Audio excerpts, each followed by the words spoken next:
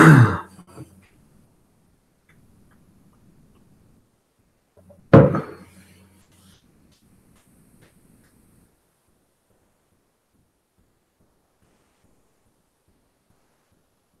morning.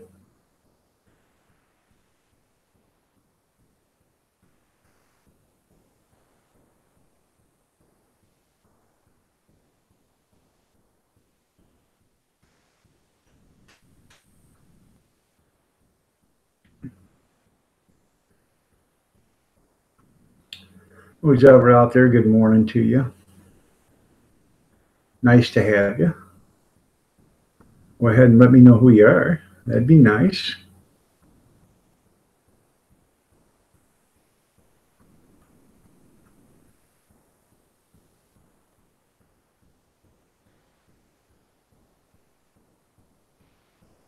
Now we got two of you in you. There you go. How you doing, Marie? Nice to see you here.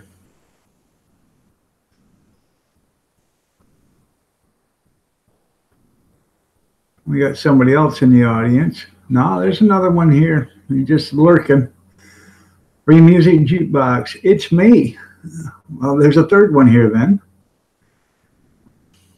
How you doing, Free Music? Glad to see you guys here. Another sleepless night.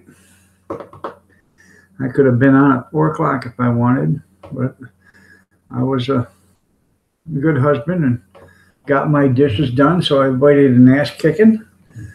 And then I usually take my shower after the live stream, but I took my shower before because that way I don't have to rush to go. I got to go to the doctor's again today. So I have to be there at 10:20, so now I don't have to rush to be there. I've already got everything done. All I got to do is slip on some, appropriate clothing. So. No, it's my orthopedic surgeon. We're going to have a talk because I got in the car yesterday and I actually thought I broke my hip. I've been in a lot of pain since yesterday, and I don't know what happened, but something happened there, and it was excruciating all night. I didn't get any sleep, so.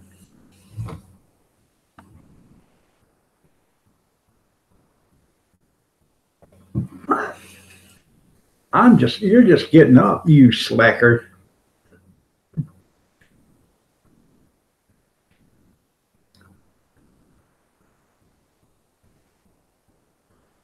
I guess in order to get up, you'd have to actually go to bed and go to sleep, wouldn't you? So, I don't know. I don't know how that works. So, I've even had breakfast already. So, thank you, Marie. I appreciate that.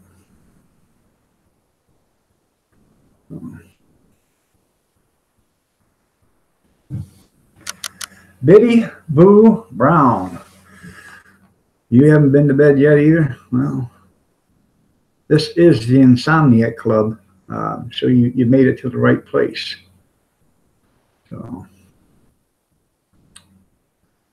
how are you doing today? If you guys aren't acquainted, if you aren't acquainted with Biddy Boo Brown, go ahead and check her channel out. So.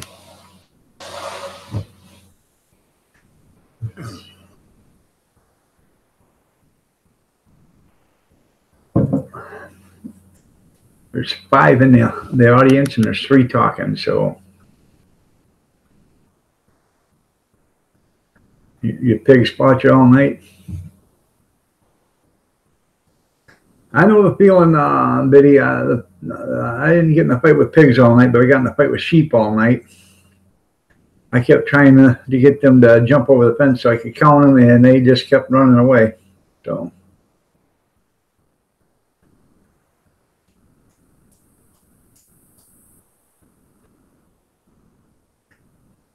Well, you know how you stop that, don't you? Go out there and you shoot one of them and say, now, the rest of you don't want to become bacon like this one tomorrow. You better be quiet.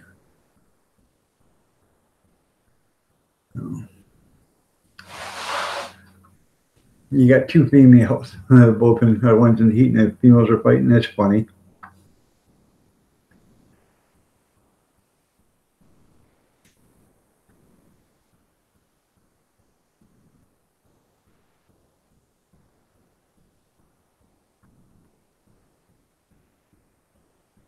Slacker. It's still morning. Yeah. Well, what time is it there, Free Music? 10:50, 9:50? There you go. That'd be funny. I got a hair. I got to give a haircut, man. I feel like a shaggy dog. Good morning, old mucker. How are you doing today? Glad to see you here.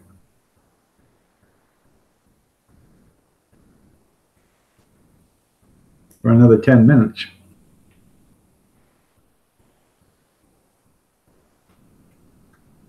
Oh, it's driving me nuts. I can't, I can feel it, but I can't grab it or whatever. I don't know what the hell it is, but it's a hair or something.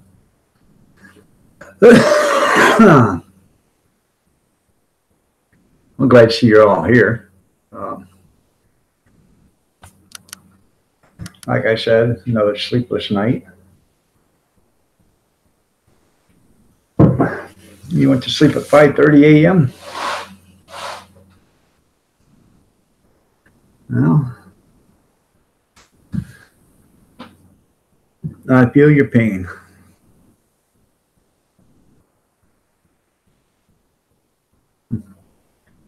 You got a haircut. Yeah, give you a burr. Huh. Well, sometimes that'll happen.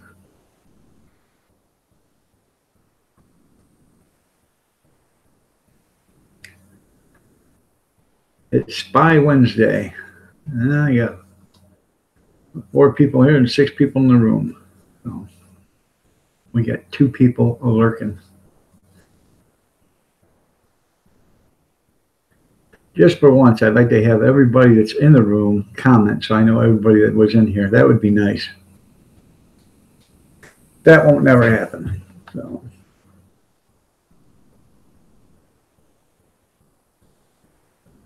The wife, she's already gone to go get the kids off to school and bring the little ones over here when they wake up.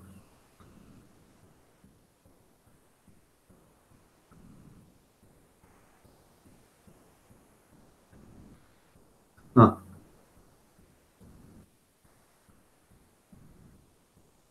That's too bad. Redneck Railroad, how are you doing?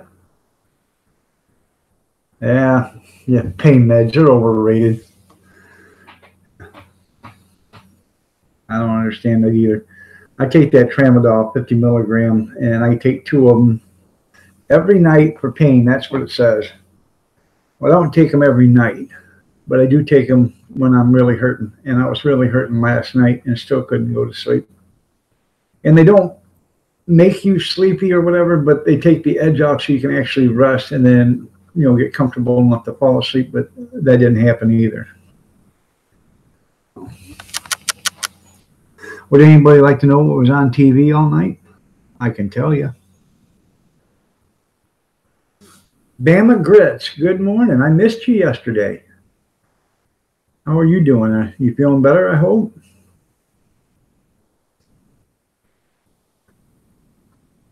I wasn't on. Wasn't on Monday. I overslept Monday, so.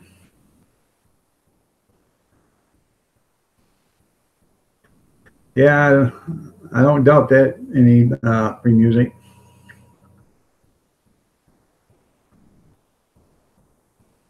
There you go. That'll be daylight. The pigs, they'll calm down and they won't be making so much noise. Yeah. I seen them make a house on a raft, and I don't know which island it was, but they made a palm patch roof and everything, and they made like a hut out on a raft. They sank in a glass aquarium through the raft. They put beach sand on the raft. Can you imagine it? Putting beach sand on the raft? Something to make it a little heavier. Then they made a heavy plastic see-through triangle trough, and it was on ropes. And what you do is you put your laundry in it, and throw some soap and water in it, and the sun warms up the water, and the waves rock the thing back and forth, and it washes your clothes. It was kind of neat, homemade washer. Then they inverted a triangle in the roof and lined it with mirrors to make it a cook stove. So you climbed up on a deck, leaned over the roof, and put your pot in there and let it cook, and then you picked it up out of there. It was pretty neat.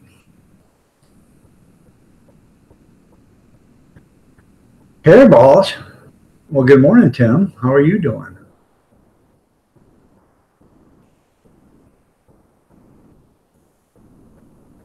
I think I got. My wife says she thinks I have shingles too. I've got. Uh, it's not a broken out rash, but on the left side of my left knee, you rub your hand on it and you can feel a bunch of bumps under the skin. You know, like it's a rash, but it hasn't scabbed over. You know what I'm saying? And she thinks that is a mild case of shingles because her mom had a case of it. And she said it looked like that to begin with, and then it finally got bad. But I've had this for a couple of months, and uh, it doesn't. It's annoying. It doesn't hurt, but it's annoying. But then again, it's hard to tell because my body has so much pain running through it right now. It's hard to tell one pain from another anymore. So.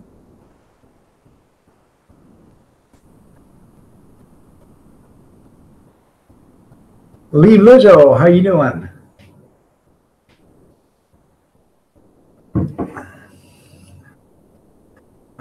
Fast and Fearless had a live stream going on last night. He did pretty good.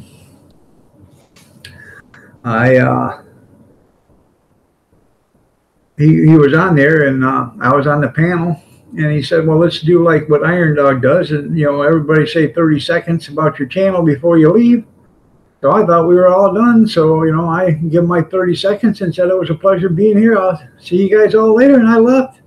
Hell, he was still going 2.5 hours later. Evidently, he didn't know where the goodbye button was, or I misunderstood. But I thought, when you said, let's do like Iron Dog does on your panel, and 30 seconds and tell everybody about your channel. I thought we were done. So, how you doing, Hazelnut Channel? Michael Furberger. That's a hell of a name there. I don't remember that, but let me check your channel out. Well, Michael Furberger Entertainment. Well, we definitely know you're not a troll because you got 1,432 subscribers. So right now you got more subscribers than probably 2 or 3 of us put together here. So you are the top dog in here.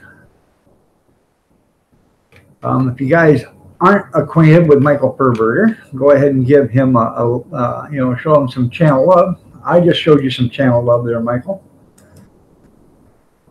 Get yourself acquainted with Michael. Show him some channel love.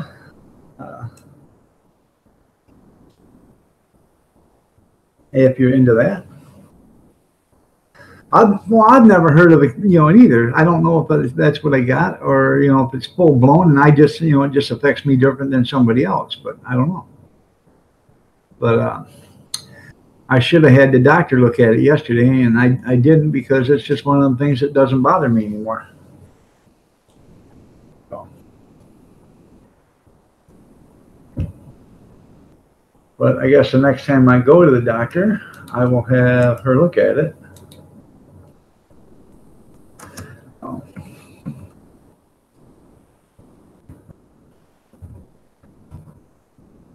Talked to her for about 40 minutes yesterday. She wanted to know everything that was going on with me, and I said, where do I start? She said, start from the beginning. I said, okay.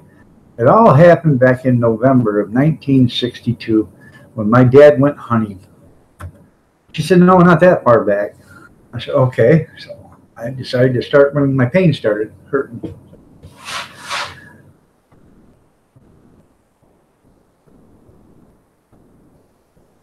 That's what everybody tells me there, Bama. So That's I never. Well, my mother-in-law had it, but I never seen it because it was on a part of her body that I didn't want to look at. But um, my wife took care of it, and then she looked at mine. She says, that's what it looks like, but it's not full blown or whatever. It's got the same bumps and stuff on it. And well, but I have no idea if it's maybe I'm allergic to something. I don't know.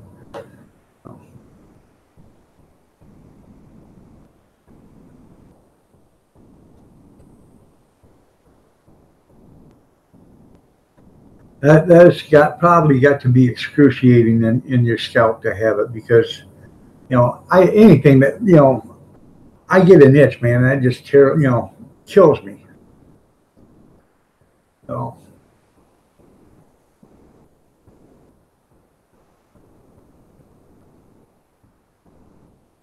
no, it's too bad. Sorry to hear that, Biddy Boo.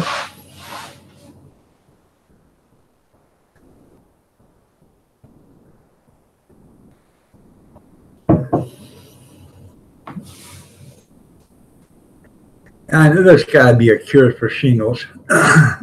Excuse me. Well, don't wear one. 95% of the women I know don't wear them anymore. So don't wear one.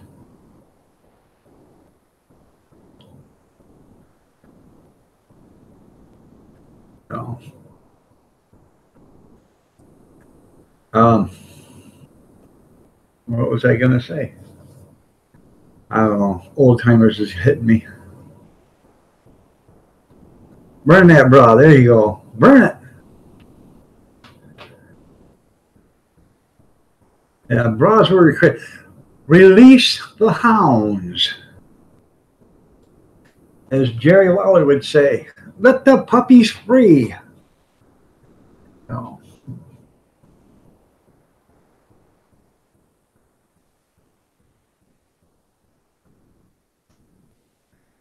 I bet it is excruciating, and I hope I'm not making fun of it. I'm just trying to make you smile and laugh, Biddy Boo. No.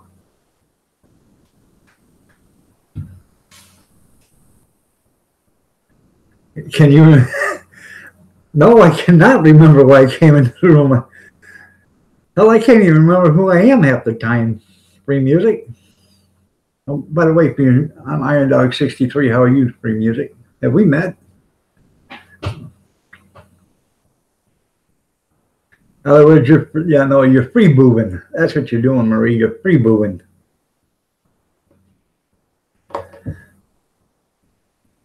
And if you're a guy and you're not wearing underwear, you're free balling. If you're a girl not wearing underwear, you're free lipping. So you know how it is.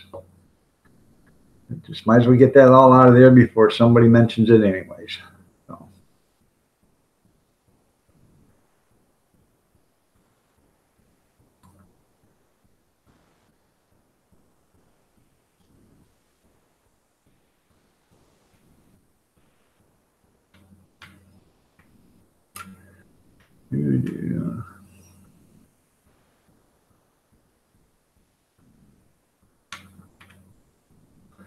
Yeah, that's right. That's Commando. Yeah, so yeah, I do that too for music. So I walk back to where I started from, and then I look back at the room, and then I remember what I'm going after. So yeah, I know that happens to me all the time.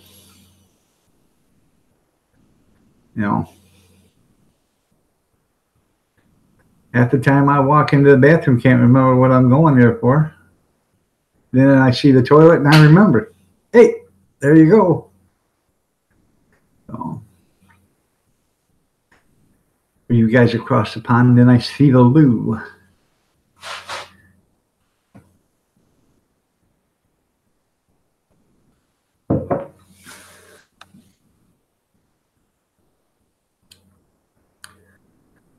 It is pretty bad when you start getting old and can't remember.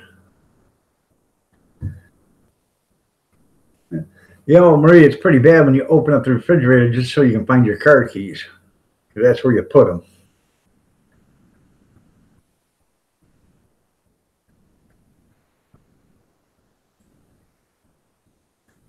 You commoners go to the bog.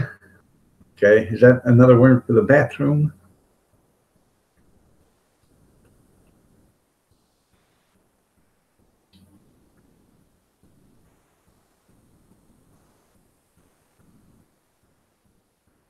I got a friend that's on Facebook, and she said, uh,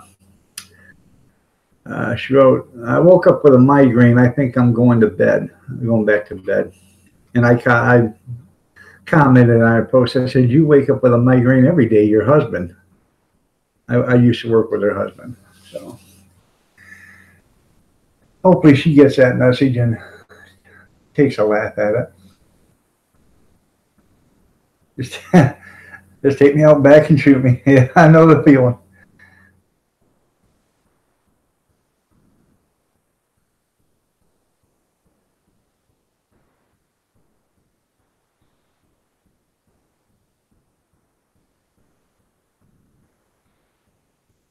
Oh, evidently I missed something here, Bama.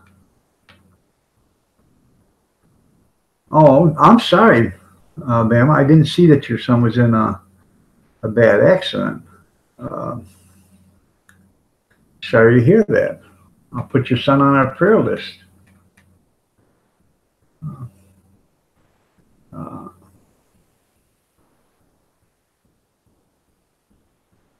well, I know this is kind of irrelevant, but tell him I said happy birthday. So I guess it probably is a happy birthday in one way, that he's not departed. So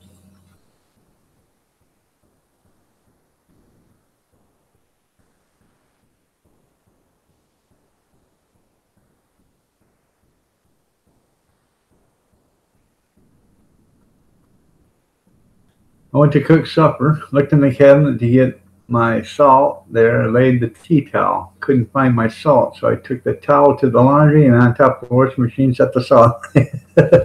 Yeah, I know that feeling. That's funny there, Biddy. That's right. It takes a real man, a real person to grow old and face reality. So,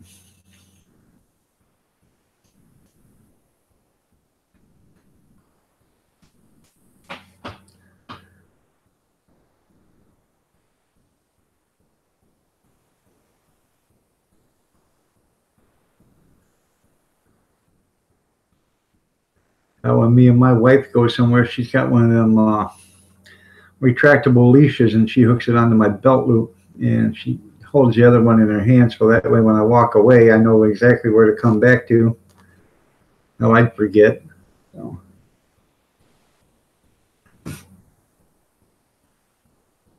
6:06 or no 6:08 in the morning. So 8 people. Where's my reading glasses? Oh, I got them on. Speaking of that, I got to go the 16th to the eye doctor. I've lost so much vision that my doctor wants me to have my vision checked. So I said, I can see perfectly clear. So she wants me to get my vision checked. So I don't want to, but maybe I should check it because I can read small print, but the small print's got to be, if my arms were another foot longer, then it'd be okay. Anything between here and 2 feet, 2.5 feet, it's hard for me to read small print. It's blurry. But once I get it past that bar, I can see it.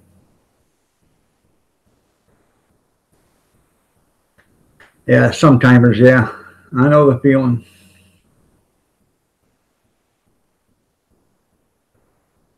Yeah, I gotta get it checked. I'm not making fun of people, Alzheimer's either, but I think I'm getting Alzheimer's because I see people that I know, but I can't remember their name, and I'll go up to them and I know you. I can't remember your name. I'm your brother. Oh, that's who you are. You know, I'm your cousin. So it's getting to the point,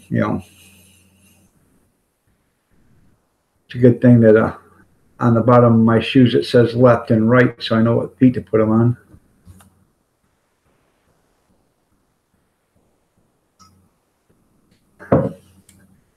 You being rated? Oh, I'm being rated. All right. All right. Joker Insanity. All right. Let me, don't go anywhere, you guys. I'll try to get you all. You got 120 now, Joker. Apocalypse, I think I'm already sub to you, but I think I got you the other day when you come into another room I was in. Nope, I don't. Sorry. You're 802 now, Apocalypse. MIKK, I think I got you yesterday, I believe. Make sure. I don't want you guys to go away without me showing you some channel love. All these people coming in, you guys go ahead and grab and get some channel love from them. Yeah, I'm subscribed to you already, MIKK.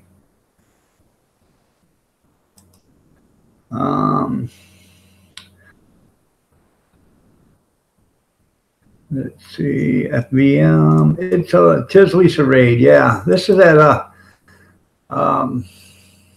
where was I at? I can't remember. I was at somebody's channel and she come running through there. FVM, you got 977 now. Thank you. I appreciate it.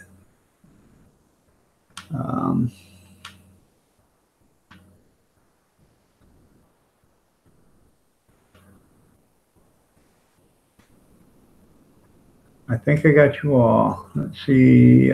Joker Insanity, Apocalypse, FVM, Brenda M. I better check that.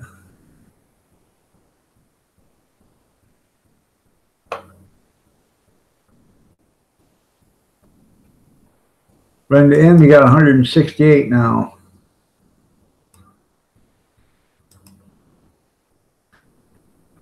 Lulu Willis, let me check your channel. I appreciate you guys coming in here and showing some channel love. That's really nice of you. I really do appreciate it. Make sure you guys are all showing everybody else channel love, and you're all welcome to stay if you want, but I realize you're doing raids.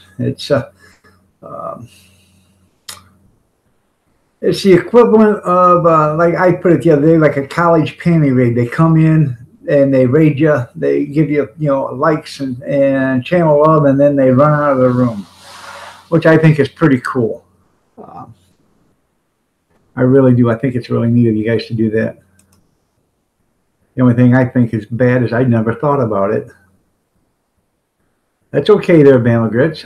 Patrick Hollett. Hey, how you doing? Let me check you out. And go to your channel. I want to make sure all you guys that came in here, I return the favor because I don't want anybody to feel left out. I'm already subscribed to you. Social Obscure.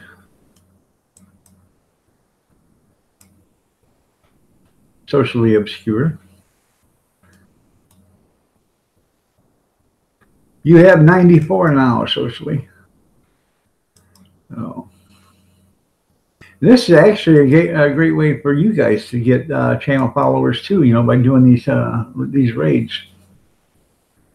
Do I have any other stories to share? Gambling Joker. What kind of stories you want to hear? I got lots of stories. Gambling Joker, I just showed you some channel love. So.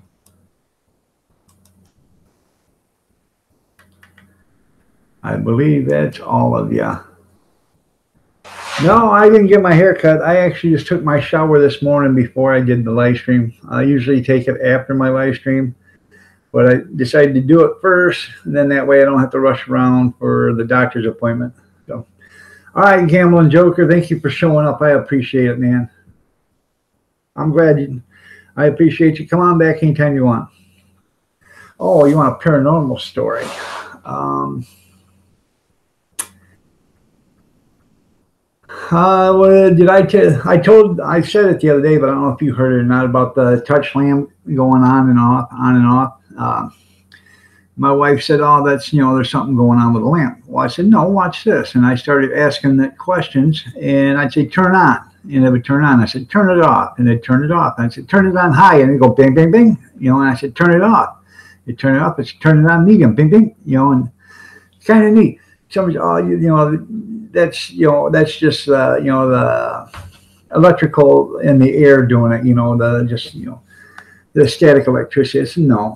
Why? How would it be able to tell the difference between high and low and medium and stuff like that? But that actually happened over there at that house. There was a lot of stuff that happened in that house down there. We were putting in a new basement, and I was down there in underneath a crawl space, and I just got this eerie feeling that something was in that crawl space with me, and I had it all lit up with work lights and stuff, so you could see every bit of it. But you ever get that feeling, and all of a sudden the hairs on the back of your neck stand up, and every hair on your arm stands up, and something's there, but you just can't see it, or you can feel it? Well, I've had that happen a lot of times over there at that house. So, okay, that's fine. You can be active if you want. Nick, cool. Stay frosty. Yeah, I showed you some channel love yesterday. How are you doing, man? Good to see you here. If you all will excuse me real quick, I have to use the little boy's room and warm up my coffee. Um, but I'll be right back. Go ahead and talk amongst yourselves. I don't know, share a paranormal story or share something. I'll be right back.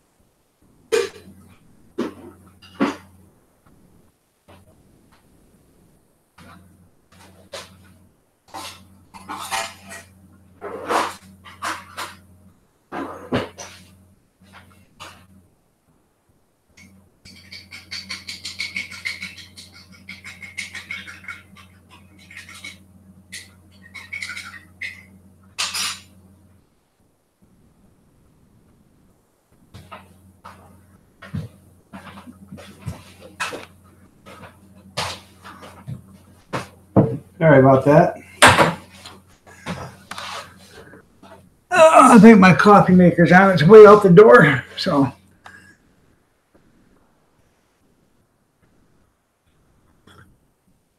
Hopefully everybody showed everybody some channel love. That's what it's all about.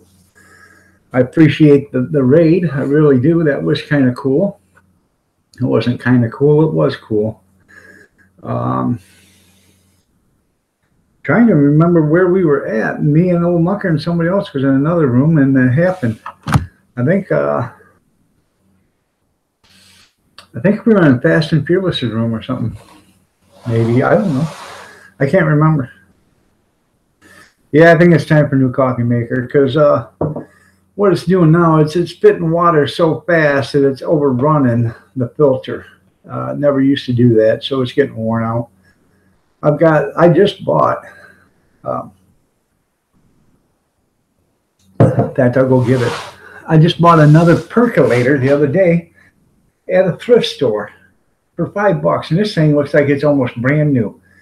And I told my wife I think I was gonna put a timer on the electric box right there, and then just plug that in so it starts automatically.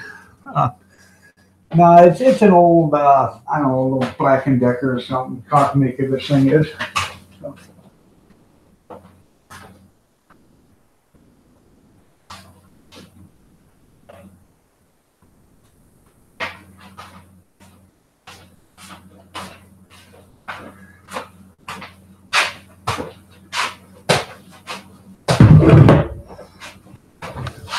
But this is, let me see if it's even got a name on it.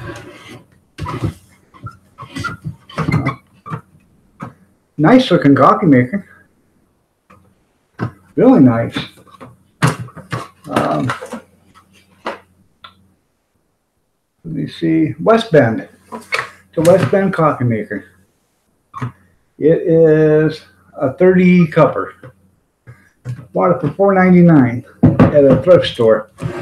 And that makes, I got two 42 cuppers, I got 110, and then an 18, and then this one.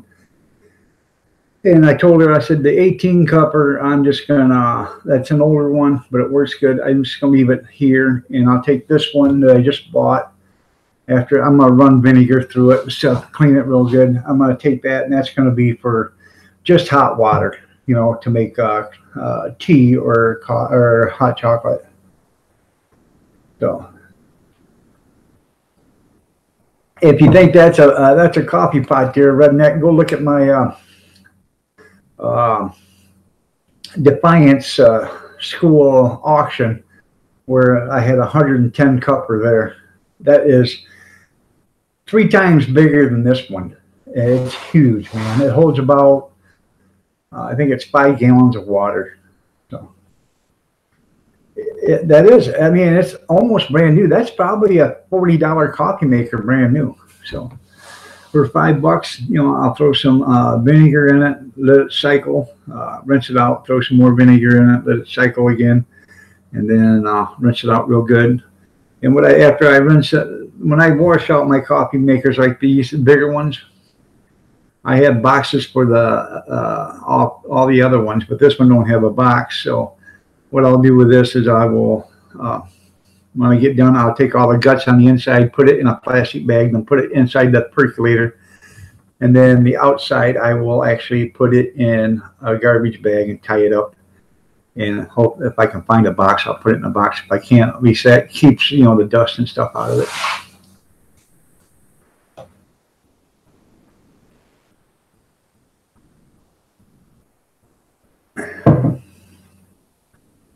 You're welcome, Nick.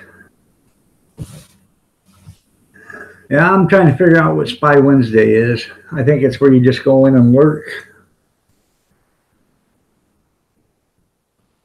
Yeah. I'm cooking Easter dinner too. Yeah, Nick, you have a blessed day. If you're leaving, if you're not leaving, stay there and stay here. And when you leave, just let us know, and I'll tell you to have a blessed day again. We're having, we're going to have a ham cooked with pineapple chunks and then we're going to have a ham. Just these are spiral cut hams. I believe they're either that or they're the picnic hams. I can't remember. My wife got them, but well, thanks, Nick. I appreciate it. You too, man. We're going to have 2 hams. One's going to be cooked with pineapple, and the other one's just going to be cooked plain. Potato salad, macaroni salad, deviled eggs. It's mainly going to be, it's not going to be a hot meal, you know, not besides a ham, but I don't think there's going to be too many hot dishes. You know, it's getting April. Nobody wants to heat up the kitchen, so, you know. And we're not having a dinner. It's going to be a lunch, actually. It's from around, start around 12 o'clock or 12:30, 1 o'clock or whatever, and have lunch. And, you know, they'll stay for a few hours and, you know, peace on, you know, on the way out or whatever. So, you know, be partially their dinner or whatever. So.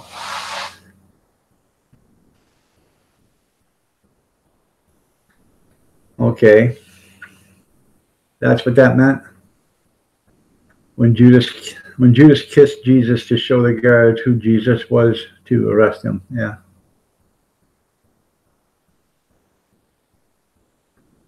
Glazed ham and lasagna. That sounds good. I particularly really don't like, you know, people put all this sweet stuff on their meats and stuff. I really don't like, oh, you know, that honey cured ham, you know, for lunch meats and stuff. You know, I don't like a sweet meat like that. You know, the spiral glaze, you know, with a glazing on the outside, that's not so bad if, you know, the rest of the meat isn't sweet, you know. But I'm just, you know, I just prefer not to have, you know, my meat really sweet or whatever, or too much sweet on it. But another thing we take are that kind of stuff, and we use it for other things. You know, if there's leftovers, we'll, you know, you can make omelets with a ham, or you can make scalloped potatoes with a ham. But if it's sweet ham, it's really, you really can't do that. You know. I mean, you could, I guess, have an omelet with sweet ham in it, but it just wouldn't taste right. I don't think it would taste right, but so.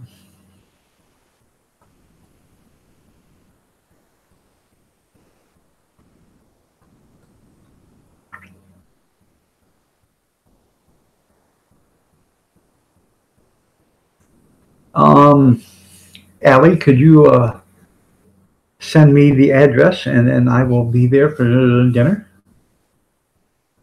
So, yeah, grilled ham and cheese sandwiches. Yeah, exactly. That's what, you know. You can use a ham for 100 different things. You know. So, I need to get me a few rotisserie chickens, and I want to show you guys how to make lunch meat. And once you make lunch meat, you know, and you try it, you probably won't buy lunch meat again. So you know, when I have extra rotisserie chicken here, I make lunch meat, and that's what, you know, we'll eat on that. I make it and then I slice it, and that's what we use for lunch meat until it's gone. So, and I've got a, you know, a meat slicer. I've got all that happy stuff, you know.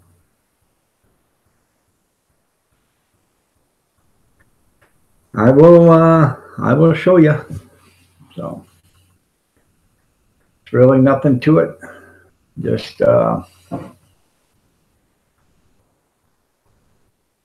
it'd be better than the lunch meat you can get out of the store. So, because you know what's going into it.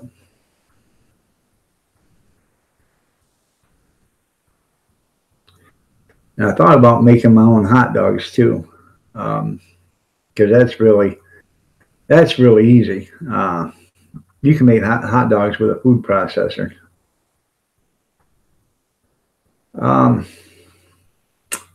First of all, you take your roasted chicken or whatever, and you make sure you've got it all deboned, and you cut it up into, you know, pieces. Not, you know, they don't have to be small, but just pieces. And you put them in. I use my blender, trying to think of KitchenAid or KitchenAid. I use my KitchenAid blender, and I put the meat in that mixer, a KitchenAid mixer.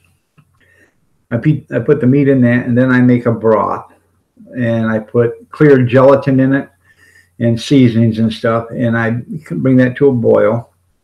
And you want to put the clear gelatin in it because that's going to be your binder. And then once you do that, you mix the two together, and you don't want to mix it wet, but you want to mix it where it's like just short of being like a mud. You know what I mean? Wet, moist, but not soaking wet. And taste it for flavor. If it hasn't got enough salt or whatever, add your salt and pepper, and mix it again, and make sure you mix it thoroughly. But you can put any kind of flavors you want. If you want to make it hot, you can put chili peppers in it or whatever, anything you want to put in it. And then when you're done, you put it in, take a piece of parchment paper, put it in your bread pan, and pour this stuff in your bread pan. Put a piece of parchment paper over the top of it.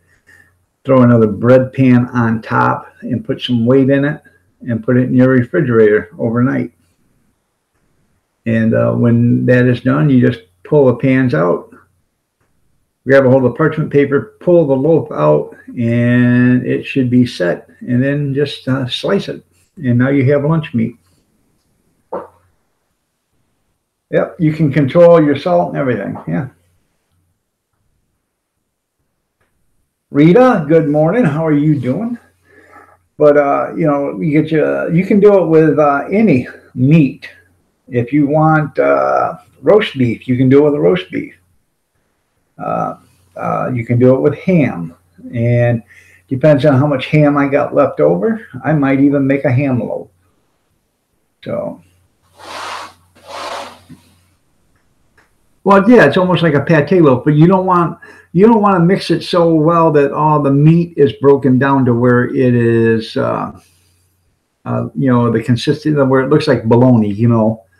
There's no differentiation of texture. You want some pieces of chicken in there, so you can actually leave some chicken out and mix it all up, and then at the last minute throw some chicken in there and mix it through, and then that way it's got different pieces in there to give it some texture, or some look. So, but I've made it probably, I don't know, 10, 12 times. So first time I made it, my wife looked at it and she said, "I'm not eating that." And I sliced her off a piece. And I said, "Just try it. If you don't like it, don't even have to eat, just take a bite. You don't like it, spit it out." She said, "Man, this actually ain't bad at all." I said, "No." And, it's actually free because we had this stuff, it wasn't like I was just storing it in the freezer. It wasn't like I went out and bought all this stuff. This is extra chicken we had left over that we didn't eat. Yep, you can add anything with it. You can add, if you want, you could add macaroni and cheese to it, make a macaroni and cheese loaf. I don't know if you guys ever seen the mac and cheese loaves, but that's made with a bologna and then mac and cheese, or you can add green olives. You can add black olives. You can add anything, mild pepper rings, or jalapeno slices, whatever you want. So it is. Lunch meat is expensive. You can throw cheese in it, bits of cheese as you're mixing it. You can do all that stuff. Because basically, you're pouring hot liquid into a cold meat. Because you want the meat cold when you do that. And you boil your broth and your seasonings and your clear gelatin together, and you can let it cool down a little bit if you want or whatever, and then you pour it in there and mix it, and just like you would, and you just set it in your refrigerator like a Jello mold. So, but you could make you could actually layer it and put bacon and stuff like that in it too. So,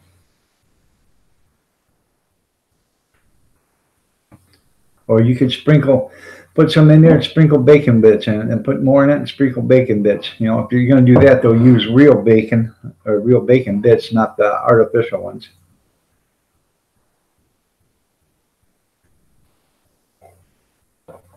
Actually, Rita, you would love it. It does taste good. I mean, it's not like you would think. It tastes excellent, really. I do it with turkey. When we have extra turkey, I make turkey lunch meat. So don't you yuck, as somebody else says, don't you yuck my yum. Um, no, it actually is not bad there, Rita.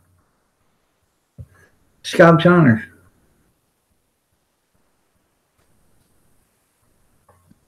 You're right.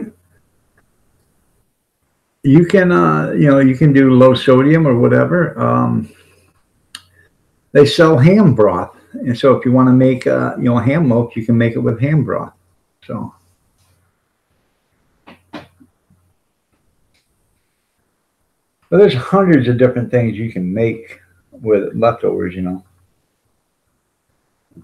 Yeah, it doesn't sound good, uh, but I guarantee you. And sometimes it doesn't even look appealing, but looks are deceiving. It tastes good. You know.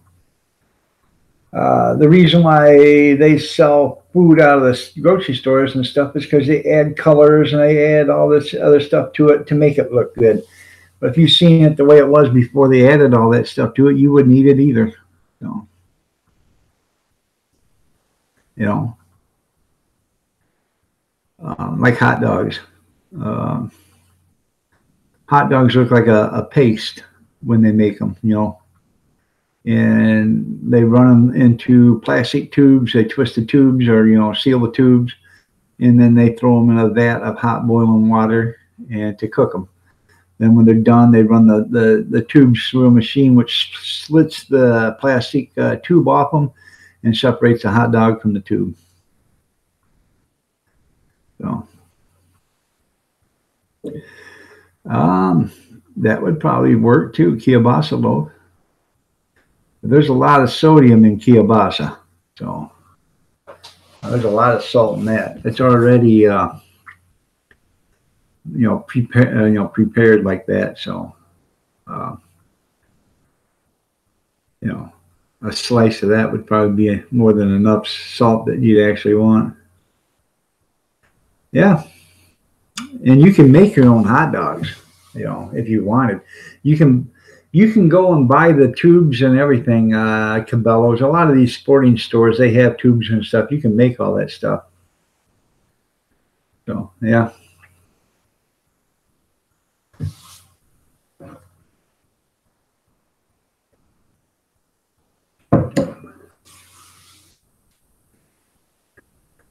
I was at that thrift store the other day. They had a brand new box of half or of 1 pint wide mouth jars with the lids, brand new, still in the box. Everything was in the box. But I was going to buy them, and I seen that, and I thought, oh no, I'll buy that instead. But I should have actually bought both of them. I got all the way home. I could have kicked myself in the rear end because, it's 30 miles back there. I'm not going back there for that. But next time I go there, they still got them. I will pick them up. So, for $5, that was pretty cheap. So, because I think they're $9 or something like that in the store. And they're ball cannon jars. And you can never have enough cannon jars. And that's, hard to believe a guy's saying that, but you can never have enough cannon jars. Hopefully I'll start getting some of these guys in the chat to start canning. That would be kind of nice.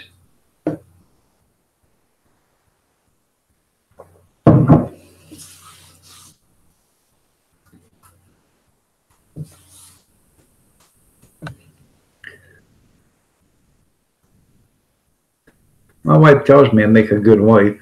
I said, well, thank you, honey. You're welcome.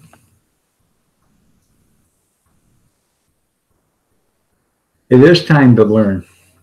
And Allie, the best thing you can do is can.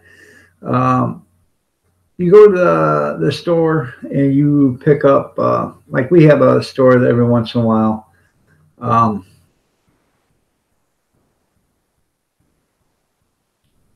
Okay there, Rita. when Mucker comes and kicks me out of my house, Rita said I can go there. Okay. We have a store here. It's called Myers. About once a month, they have a sale, 10 for 10. You get the 11th one free. And they have vegetables, bags of vegetables, 16 ounce or 20 ounce or whatever they are for $1. You buy 10 for $10 and you get the 11th one free because they're usually $1.89 or something. So when I get ready to can, I go and get those vegetables because that's all there is. And they're just vegetables. There's nothing else on the package but vegetables, and there's no salt or nothing added. So I take those vegetables and I will thaw them out, put them in jars, and I will can them. It's people, well, isn't that expensive? No, it's not, because 1 pound package of sweet corn will make like 3 jars. So it makes 3 jars of canned corn, but you go to a store and for $1 you only get 2 jars, or 2 cans of corn, if that. So good morning, Kim. It's 79, 80 cents a can. So for $1 you're not getting near the corn you can get by canning it yourself, and it doesn't take that long. You do have to buy the equipment, and that's your initial cost. But after you buy the equipment, you have that lasts for 20 years if you take care of it. So.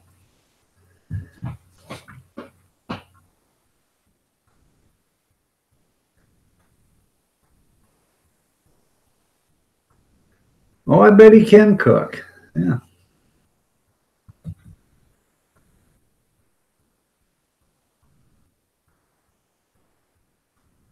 What did you get, Allie?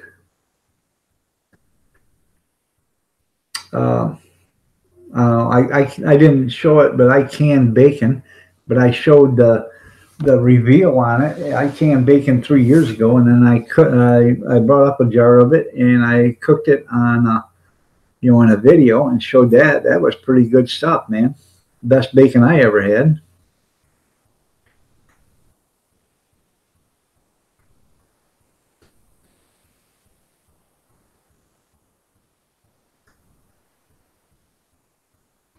Well, evidently she did, Kim. She can't type because her mouth's full right now.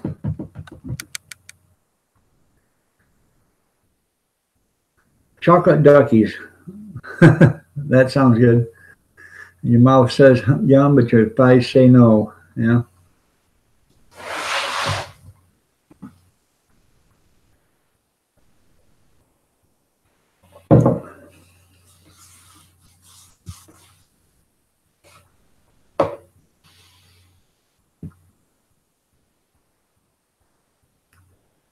Saving it for Easter. That's good.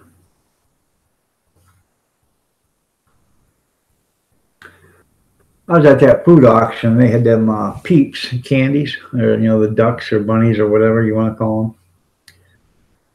And it was I got 2 packages for $1, so I bought 6 packages or something like that for $3. And what we do is we take them, open them up, just a little bit, and let the air get in there and make them hard. And then that's the best way to eat them. Just listen to your mouth instead of your thighs. There you go. Oh.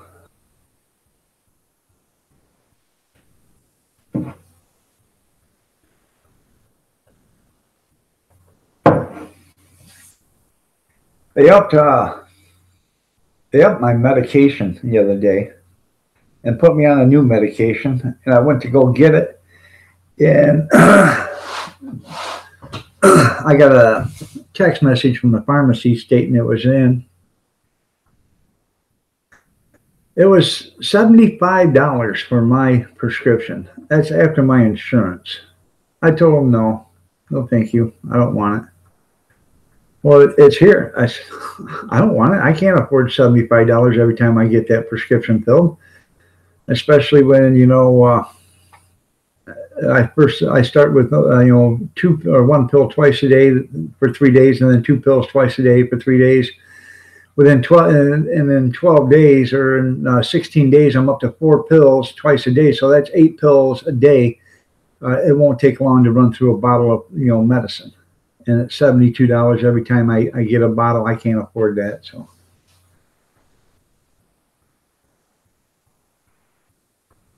Yep, I've seen that, Marie, and they look damn good. So I did. Oh, I guess it was a couple years ago. I dipped banana slices and strawberries in chocolate, and then I put them in on a baking sheet with parchment and put them in the freezer, and then I froze them. Once I got them froze, I poured them into Ziploc bags and kept them in the freezer.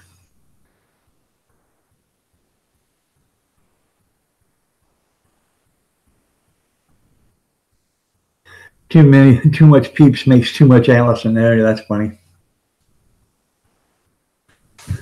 Yeah, it's nice. So I called the doctor, and they're looking into seeing about getting me a different kind of prescription because I can't afford that. I'm not made of money. So,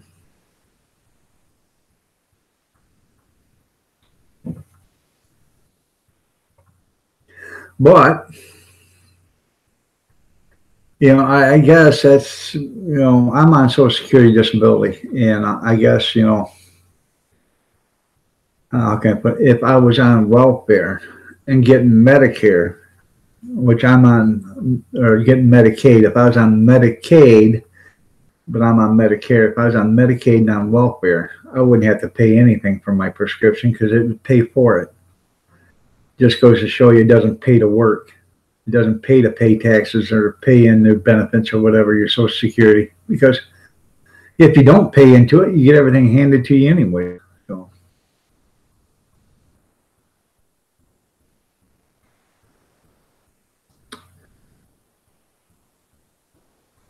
well, that's okay, Bama Grits. We all know everybody's got a life outside of YouTube.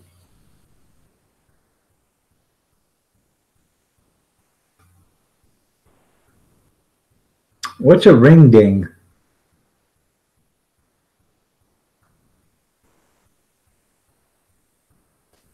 You missed. There was a good morning, Yankee Living. Bama Grits. So there was a raid. They come in here. I don't know, like 5 or 6 people come in here and started showing people channel love. Then as soon as they come in, they ran out. So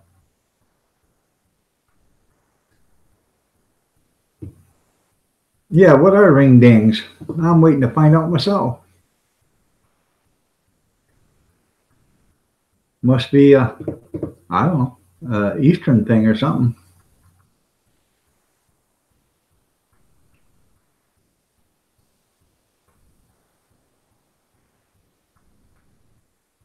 Oh, it says, yeah, you're talking about King Dongs? Mary, how are you doing? It's hard to show on the outside. Okay. Guess I've never seen them. Uh,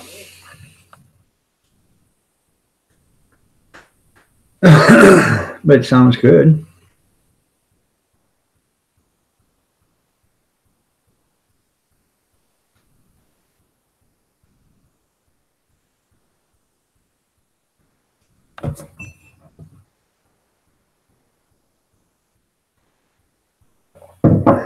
Better than a ding dong? Okay.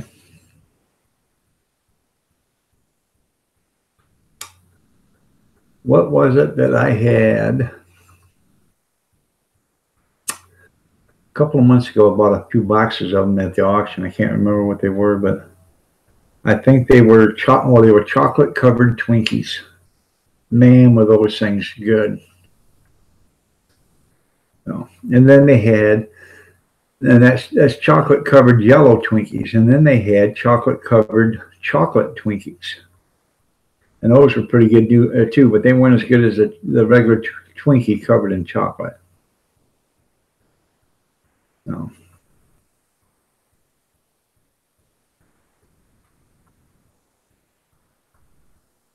that's right. How to gain 5 pounds in a box? You're right. It probably is an Eastern thing because I've never seen them. So, by the way, if you guys have got it on top chat, make sure you put it on live chat because you are missing comments. So,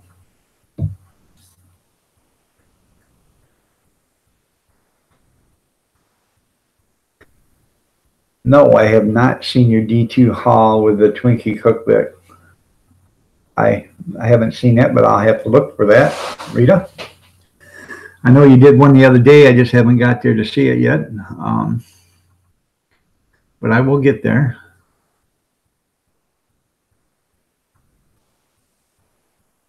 That's funny.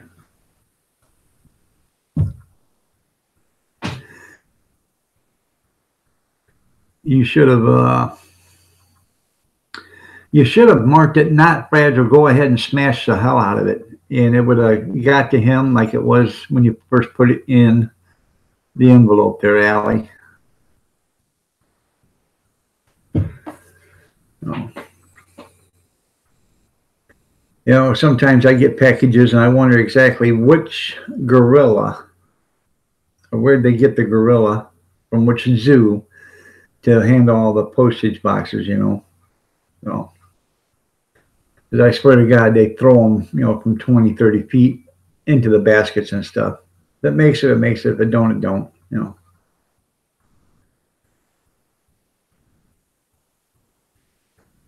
Kind of reminds me of the Jim Carrey, that Pet Detective, when he sticks the box out through the elevator door and it starts smashing it. You know, he kicks it down the hallway. You know. Out of my way, people. I got a package here. I got a package, people. FedEx Express. You know. Well, Allie, sorry to hear that you got to walk in the rain, but you tell Grandma I said she looks adorable today and to have a great day.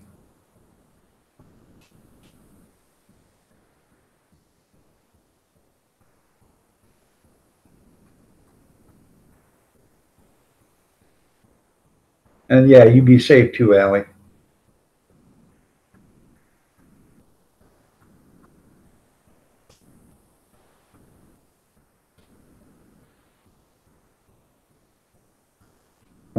Yeah, I'm glad Grandma loves me. Her grandma thinks I'm sexy.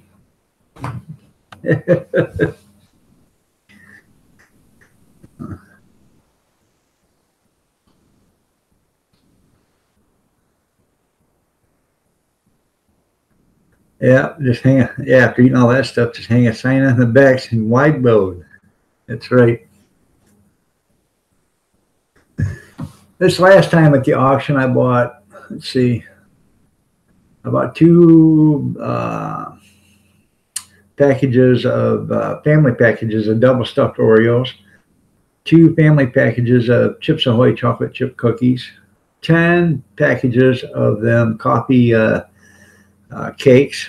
Um, a package of string cheese, two packages of sliced sharp cheddar, two packages of mild sliced cheddar, I think three packages of shredded cheese. Let's see, what else did I buy? I bought two 32-ounce packages of jalapeno cheese Polish sausages, some Jimmy Dean's bacon or some sausage pancake wrapped sausage bites. Yeah, those things are good, man. They're maple flavored pancakes, dough wrapped around sausage bites, and you bake them. Those are excellent. And bought some candy. Then bought some two boxes of I think they're like the crunch wrap that Taco Bell used to have, but they have sausage and eggs and stuff in them. $164 worth of stuff. So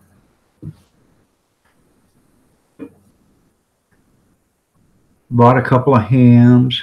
You know, the regular hams, not the spiral cut or anything like that. They were only they were 4-pound hams. Got them for $5 a piece. So $1.25 a pound ain't bad at all. And I will take those and slice them up one day and put them in bags. I'll slice them up a 1/4 inch thick, and then I'll slice them shaved. So we have shaved ham for sandwiches, and then ham steaks. So But I have a commercial grade food slicer, so it makes it nice. It's not the big ones, like it's got the big slicer on it, but it is a commercial grade. I think it's a West Bend or something like that. So all stainless steel, rubber legs, rubber feet on it and stuff, so it doesn't slide around. I thought about that, canning ham. If I do that, I have to do that when the wife isn't around, because she's not really into that stuff. She wouldn't even eat none of the bacon I canned. But, she'll eat canned tuna fish and stuff like that. And I said, well, it ain't no different. The only thing difference is you can see what it looks like through the jar instead of not being able to see what it looks like in a can. So, but you're right. I could can chunks of, I could dice up ham and put it in there and then can it and use that for, when omelets or whatever, or, putting it in scalloped potatoes. But I am going to make some scalloped potatoes, I think, this week, and I'm going to use cream of mushroom soup as my base instead of the bechamel sauce or the white sauce. How you doing, Megan? Glad to see you. Yeah, you're right, Rita. Yeah, she'll eat testes, but she won't eat that. That's right. Yeah, that's funny. So glad to see you here, Megan.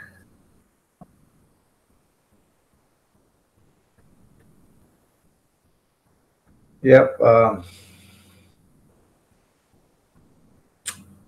I'm good. There's a lot of things I want to get done.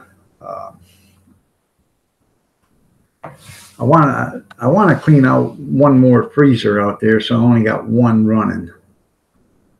And the stuff in the freezer I want to can and get on a shelf instead of paying to keep it frozen all the time.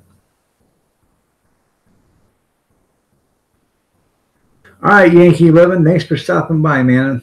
I appreciate it. I really do. Yeah.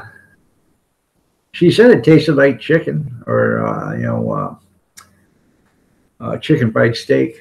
So.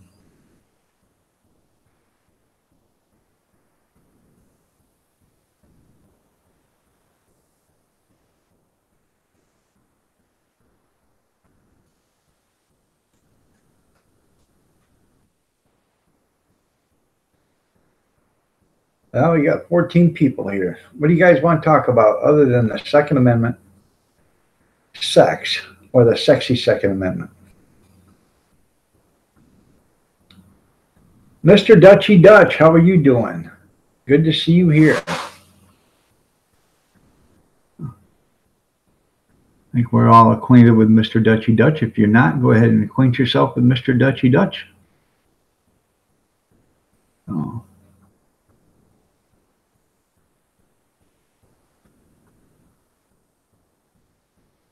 Tell him I said happy birthday there, Bama. I realize that that's probably a mute statement there, but it is a happy birthday because he's still here. So.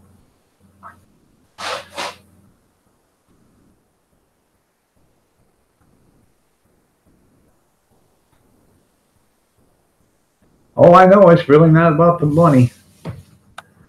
You're absolutely right there. We're doing okay there, Dutch.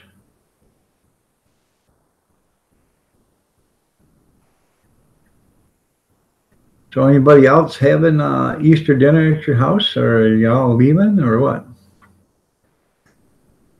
Good morning, Big Steve Entertainment. How are you doing?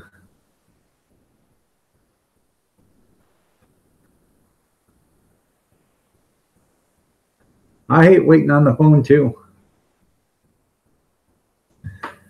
Especially customer service. Yeah, ain't customer service when you keep me on the phone for 25, 30, 40, 50 minutes. That ain't customer service. That's somebody sitting at their desk and saying, I wonder how long this schmuck's going to stay on the phone. before he finally hangs up, so I don't have to deal with him. That's what that is. Well, that's good there, Big C. That's good.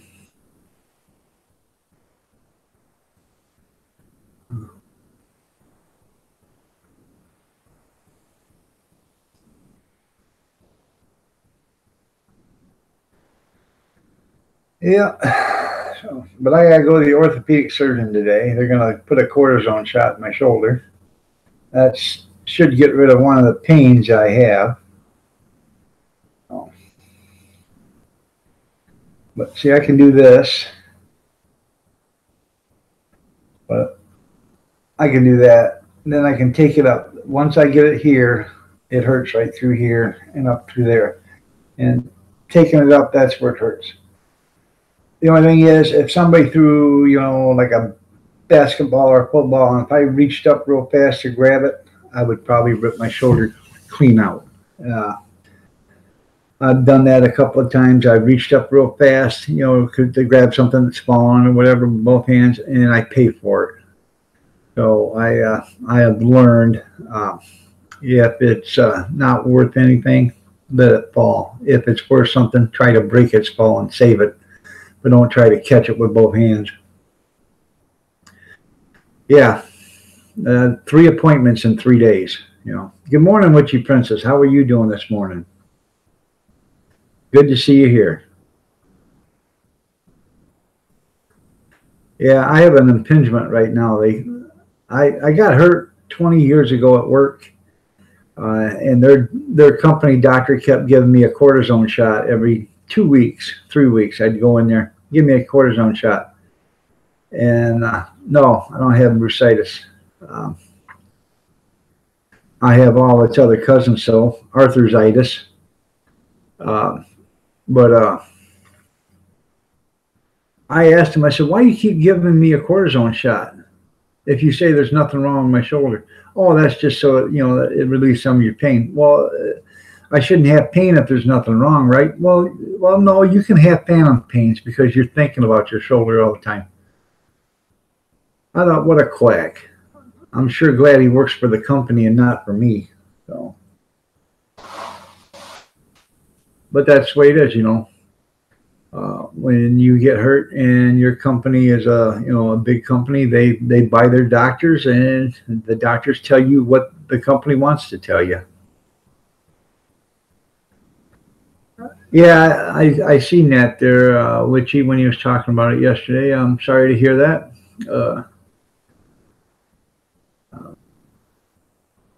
Well, we'll say a prayer for him. You're right there, Big Steve. It does suck to live in pain. I've been in pain for 20 some years, so.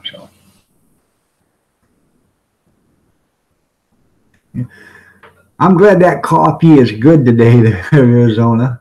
I'm glad of that.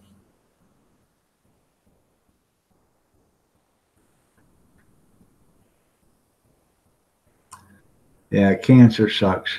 It really does. 2 years ago, 3 years ago, I went to the doctors and they said I had a spot on my lung and that I needed to go to a specialist. So I had to go to a specialist at the University of Michigan, and I spent 4 months going back and forth to the doctors, and because they thought I had lung cancer. And knock on wood, I did not have lung cancer. I have a spot on my lung, and they said it was growing, and it was twice the size of what it was 2 years ago. Well, when they got done looking at me up there at the University of Michigan, I still have a spot on my lung, but the spot's the same size as it was 2 years ago. It hasn't grown any. And I said, well, why am I paying for all of this if the hospital made a mistake? Their doctors made a mistake. They said it grew and all this, and the other doctor said it didn't. That's where the insurance companies need to go back in and say, hey, we're not paying you for this stuff. Give us back our money because you guys screwed up. That's what needs to happen. And once that starts happening, you're going to get better care from the doctors and the hospitals, because once they start getting this money jerked back out of their bank accounts, they're going to start paying, better attention. And I think that's what really needs to happen anymore in the healthcare world. So.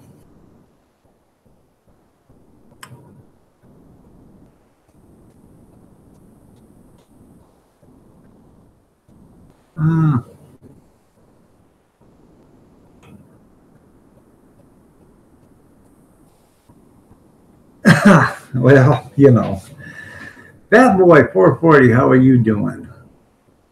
Good to see you here.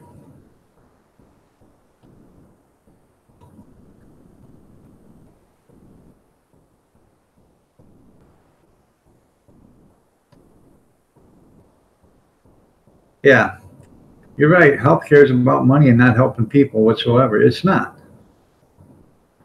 Um, well, thank you, Arizona. I appreciate that. I am glad too. I mean, I was sweating bullets. I was so afraid. You know, um, I have a friend on Facebook that went through cancer, and I contacted her and I asked her a bunch of questions. I said, "How did you deal with it? How did you break it to your family? A bunch of questions about it." And Marcia Marshall, how are you doing? Glad to see you here. She basically told me, if don't think about it until you have the test results and it says you have it, and if you do, let me know and I will help you get through this. And I really appreciated that, and I got the test results, and they said everything was fine. So I contacted her and told her that everything was fine. It was a mistake from the original doctor, and she felt the same way I did. She said, you had to go back and sue him just for the pain and suffering for, going through that much trauma.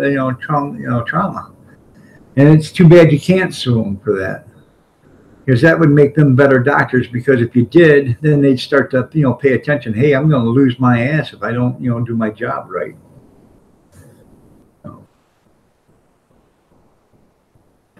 Yeah, don't think about that. Was on the forefront of my mind for the entire 4 or 6 months during this whole process.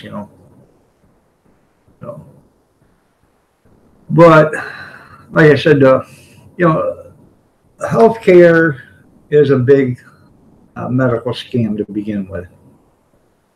I'm not talking basically the doctors or whatever. Um, there is no money in cures.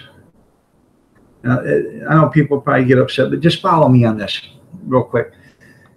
When the government needed a cure for polio, the government had their own doctors and their own researchers and their own scientists at the time, and they took a look at polio, and within a few months, they had a cure for polio because it was an outbreak. They found a cure for polio, and they found it quick. But after polio, the government decided to get out of the research business, and they put that in the private sector. And since they put that in the private sector, there hasn't been a disease cured yet, because there's no money in cures. There's money in research. Muscular dystrophy, let's take that one. And I don't want to upset anybody, but just hear me out. For 50 some years, Jerry Lewis was on TV saying we're this close to finding a cure for muscular dystrophy. We're this close to finding a cure for muscular dystrophy. We're this close to finding a cure for muscular dystrophy. Well, how do you know you're that close to finding a cure? How do you know you're that close to finding a cure? There's no way possible you could actually know you're anywhere close to finding a cure until you find a cure. That where it brings up my point. They never were looking for a cure. They probably found the cure. The cure is probably sitting in a safe someplace where only the CEO and the person that found it knows it. And I'm sure the person that found it is a multi-millionaire right now, or even a billionaire, because, how do you keep a person quiet? You either pay them off or kill them. So they either paid them off or they killed the person. But I'm guaranteeing there's a cure for muscular dystrophy. I'm guaranteed it's already been found, but there is no money in finding a cure, or in the cure. There's money in research. There is money in research. Every time you turn around, somebody is calling or somebody's asking for a donation for research for this, research for that, research for this. But they never find a cure because there is no money once you find a cure.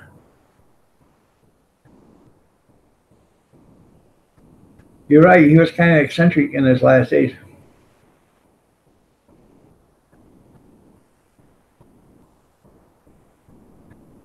Yeah, in other countries, but it won't be here in the United States, old mucker, because the government is owned by the pharmaceutical companies, and they're not going to bring out any cures because there's no money in it. There's money in research, and that's why. Pharmaceuticals are one of the biggest lobbyists in the United States. They pay more lobbyist money than any other company does. And the reason why they do that is because so they don't get shut down. Plain and simple. Look at the FDA in the United States, Food and Drug Administration. The FDA is set up for one purpose only. They're set up to check the drugs that we get from the pharmaceuticals. They are set up to check them. They're set up to test them. They're set up to make sure those drugs are what they're supposed to do.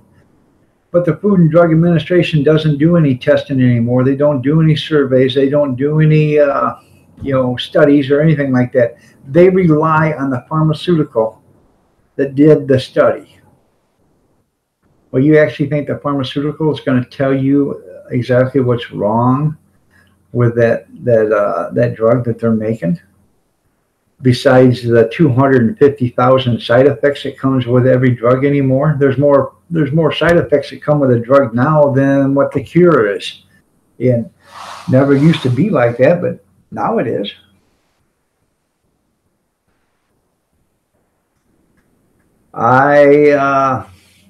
You may be right, but I highly doubt that, old mucker, because I don't think the pharmaceutical companies are going to allow it to come into the United States. Because like I said, there's no money in a cure. If you have a cure, you can sell the pill, but what are you going to get for the pill unless they do it like they do in I can't remember the pill, but you can get the same pill in India for $6, and it costs $7,000 here for the same pill, unless they do it that way. So.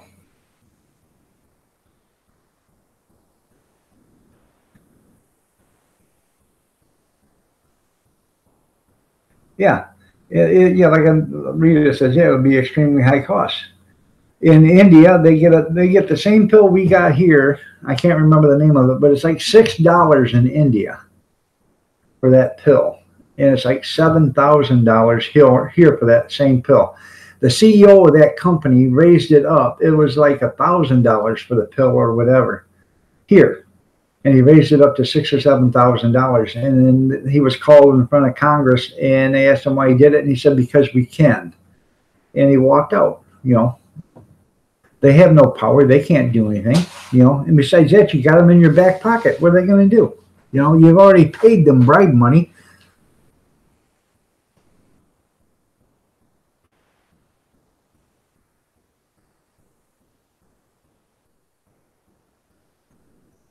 Huh.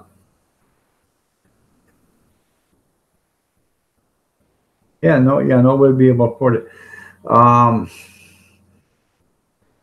Even coming here, Alexander, uh, you know, don't count on being taken care of because you got insurance. So, because your insurance is only as good as your insurance. I mean, your health care is only as good as your insurance. I'm going through that right now. I can't afford $72 for a prescription. So, a lot of people say, well, that's not really a lot, but it is when you're going to have that prescription filled every week. That's $284 or $88 a month. So it is when you're on a limited income. You're right. There is a cure for cancer. They're just never going to put it out there because there's more money in the research. Um, Dandelion root, whatever. Dandelion tea. Look it up. That is one of the most effective natural ways to kill cancer. But yet the health systems won't tell you that. You can go to the natural medicine or homopedics or whatever they're called. I can't remember what the term is. Go to the natural medicine people, and they'll tell you start drinking dandelion root tea. Drink it every day, 2-3 times a day. And there's other things you can take. Cancer doesn't grow in an acidic environment. So they tell you to drink lemonade or drink lemon juice or drink cider or apple cider vinegar, stuff like that. Something that's got a high acid into it, and that helps kill cancer cells too.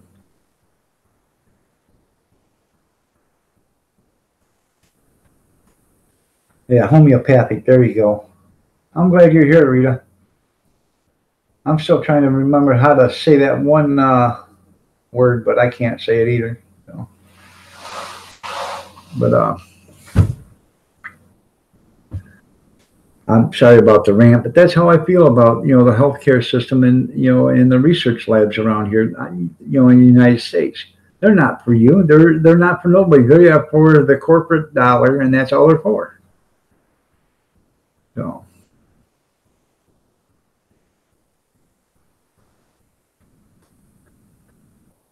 You're right, and it's all about corruption. Free music. When I don't know, you guys are in other countries, but in America, if I stand 250 yards away from the voting booth, and you come walking up to me, and I say, hey, instead of voting for Joe Blow, vote for Jane Doe. And you say, well, what's in it for me if I vote for Jane Doe? And I said, here's $500 if you vote for Jane Doe. If I do that, that's called bribery, because I'm paying you money to change your mind. But in Washington, D.C., it's completely legal for a lobbyist to say, hey, here's $25,000 we want to put towards your campaign fund. That's completely illegal. You know why? Because the politician said it was. It's illegal for them, but it's not legal for you. It's also, vote for Pedro. There we go. It's also legal for the politicians in Washington, D.C. to get insider trading from Wall Street. That's how they get so rich. They get told what stocks are going up and what stocks are going down way before it even happens. Because it's legal for them to get insider trading tips. You know who's upset about that, don't you? Martha Stewart, because she got 2 years in prison for getting insider trading tips. It's illegal for them, but it's not legal for her or anybody else. And you know who made that law up, don't you? The politicians. That's why. Okay, Marie, have a good day. See you later. Come back. That's why we had to storm Washington, D.C. with 535 well-knotted ropes and hang every one of them from the Capitol steps. And you can tell how good they're hung is when their feet are about this far off the ground. Hang every one of them. Just as a reminder to tell the next 535, either you do it our way or you'll be swinging from the top too. That's exactly what we need to start doing. They did it back in the 1700s, and they did it back in the 1800s when they found out that, if they were corrupt or whatever, they took care of business and they took care of it then. And that's what we need to do now, is start taking care of business the way it was done back in the old days. Yeah, I know. Careful, though. Yeah, I'm gonna bust a seam here. Yeah. So, but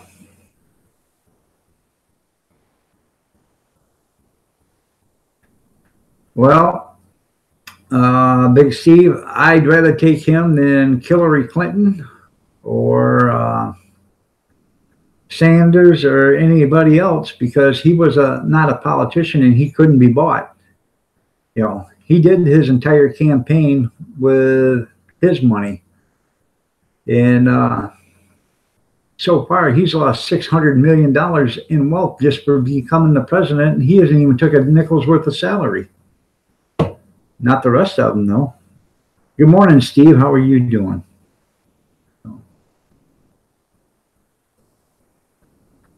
I'm going to get off the politics and the drugs and stuff, because I'm going to end up blowing a vein, blood vessel, having a stroke right here. So, give me some other subject to talk about other than the Second Amendment, or sexy Second Amendment. So,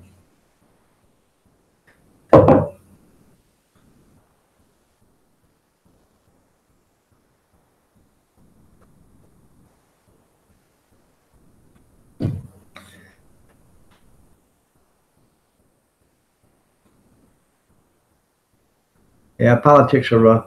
You're right. I'm going to go get a cup of coffee. I'll be right back.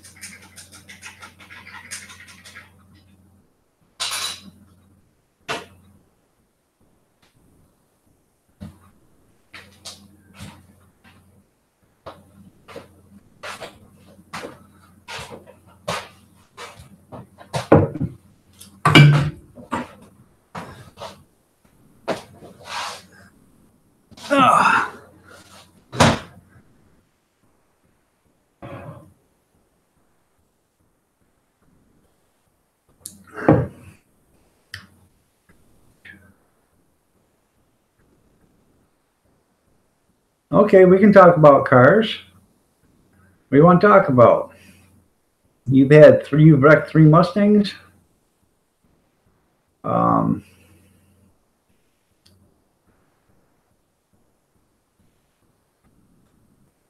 huh.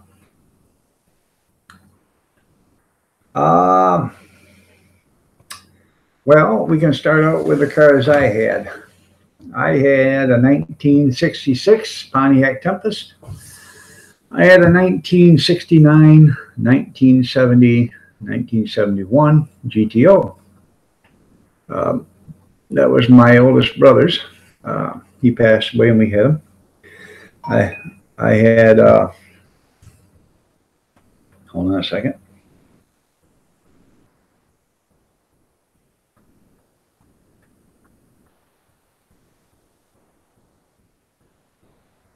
I'll be right back. My wife just left me a message, wants me to check for something. Uh, First car I ever owned was a 1966 Pontiac, well, no, a 1969 Pontiac Bonneville, 2-door.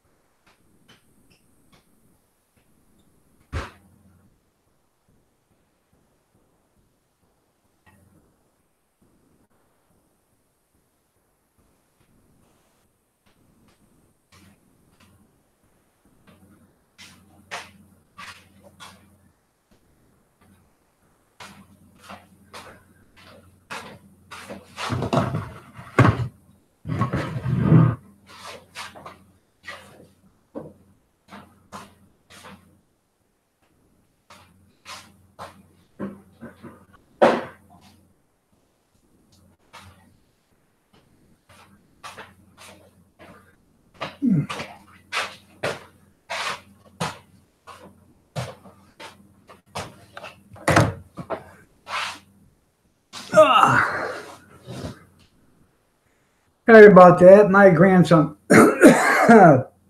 left his backpack here. My wife wanted to make sure if it was here or not. So, yeah, that's code for sex. Yeah, yeah, yeah. Just a minute. Yep.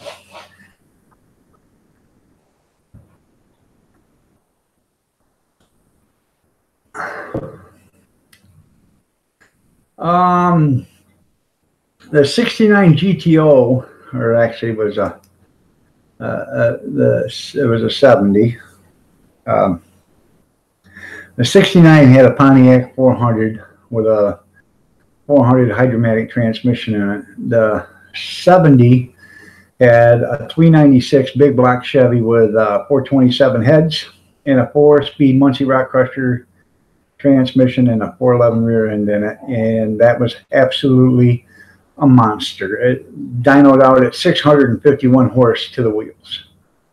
That thing would flat out in first gear, dumping the clutch, would blow the tires clean off the car. Then we ended up, it would snap the lug nut or lug bolts. And then once we figured out that problem, then it was twisting out the centers of the aluminum rims. So then what we did is we went to a chrome plated steel rim, and then we drilled out the lug studs and made them bigger. And we didn't have that problem no more. It wouldn't break the lugs or the studs. But usually before we figured that all out, you would, floor it in first gear. You'd call a wrecker to get it out of the street because the wheels would be, laying in the ditch. So.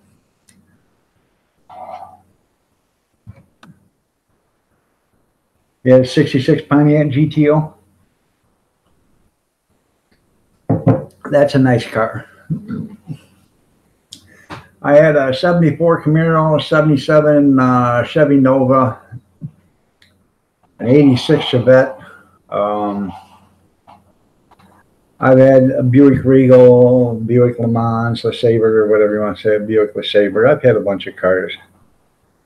74 Oldsmobile Cutlass. I wrecked the Tempest, but I was drunker than three guys ought to be. But that's the only car I've ever wrecked, and that was just front end damage. And $125 later, back then I bought a whole new front end for $125, and my brother and me, we put it on, and that was all there is to it, $125 worth of damage. So.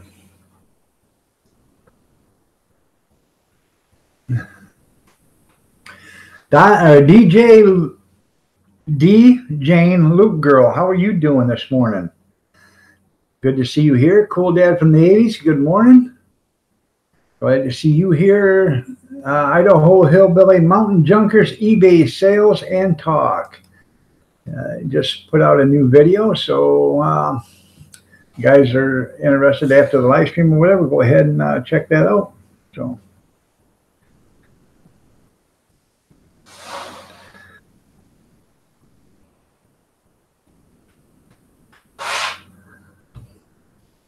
But I bought a whole car for $125. I bought a car for $35 one time that had a dented fender, and I knocked all the windows out of it, welded the doors shut, and made it a demolition derby car. And that car was a nice car for $35. Good, Kevin. How are you doing? David in the desert, good morning. How are you doing? I'm doing halfway decent. I got to go to the doctors again today. It'll be the third day in a row. So,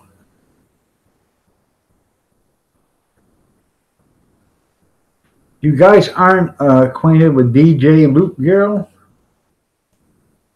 Go ahead and check out her channel if it's something that you are interested in. Give her a look-see and show her some channel love. I just give you some channel love there, Diane. You have 37 now.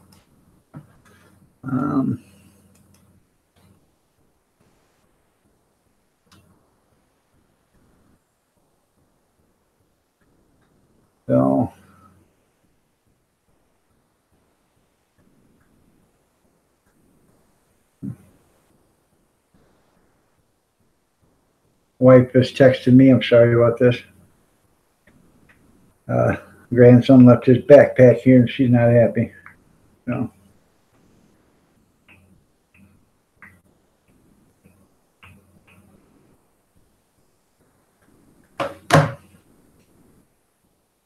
And thank you, Mr. Dutchy. Yeah, 35 bucks. That was a cheap car, and it ran good, man. It ran really good. I made it into a demolition derby car. So. Well, hopefully Dutchy Dutch are cooking up enough for the rest of us. There's 19 of us in here right now, so you need enough for 20. Now take it easy, Kevin. You shouldn't be working like that. So. Yeah, I know. I keep forgetting that. Show some channel love. Channel love. I never did either. Back when I was growing up, cars were, a good car was $1,000. I mean, a great car was $1,000. A good beater that you could drive down the street was $200-300. That you could drive for months or for a couple of years was $200-300.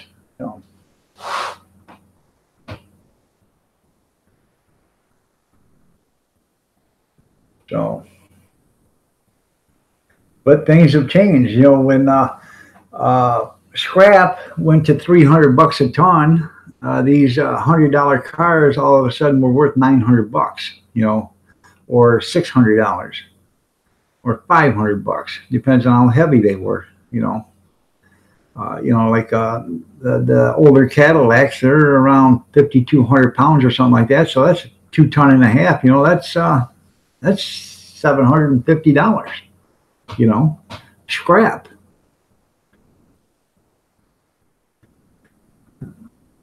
Cars that were cheap, now they're not. Not too bad, cool dad. It's not doing too bad. I got to go to the doctor. I got to be there at 10:20.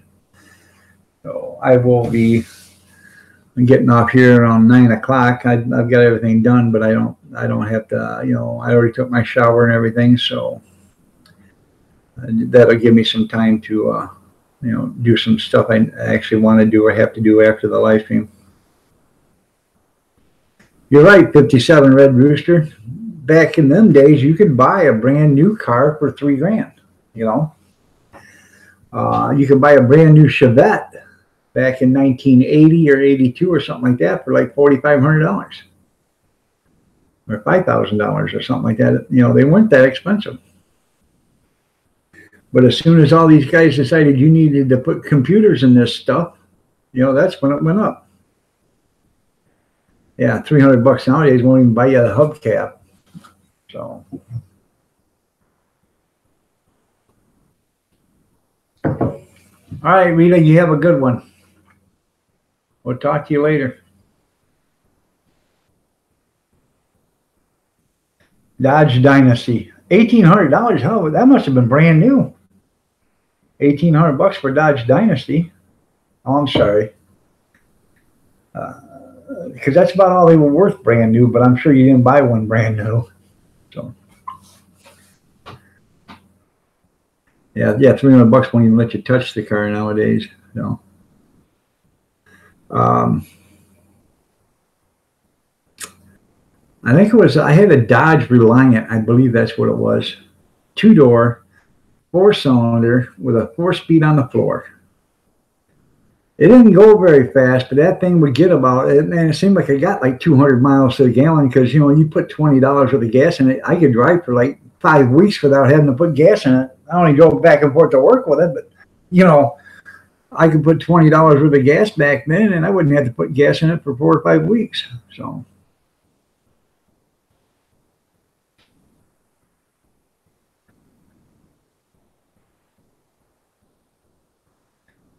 That's the way to do it. Me and my brother, we worked for farmers and for a farmer, and we started working for him when we was 13. We were driving grain trucks and farm tractors and all that other stuff. That's where we learned, to drive. Outdoor Air, good morning. How are you doing? Good morning, Big E's. with big eyes. I don't remember gas ever being 20 cents a gallon, but I do remember it being 79 cents a gallon. That's right. The Grab a Dog Wienermobile. So,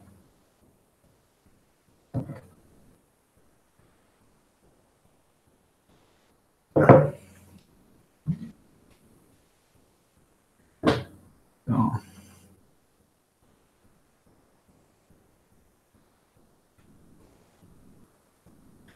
if I ever do get a food truck, I'm going to have it painted on the side. Come taste my wiener.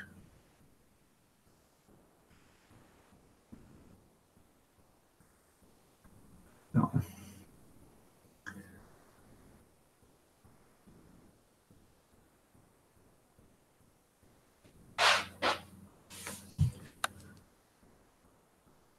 20 people. I have one of them on my counter. I'm supposed to give Sandra's homespun life uh, the measurements so she can make me a sticker for it, but I keep forgetting to do that.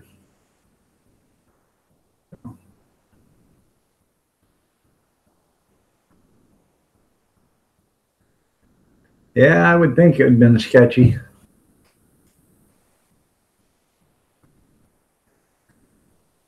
I like them square back or square nose Dodge Darts. I thought those were pretty cool cars.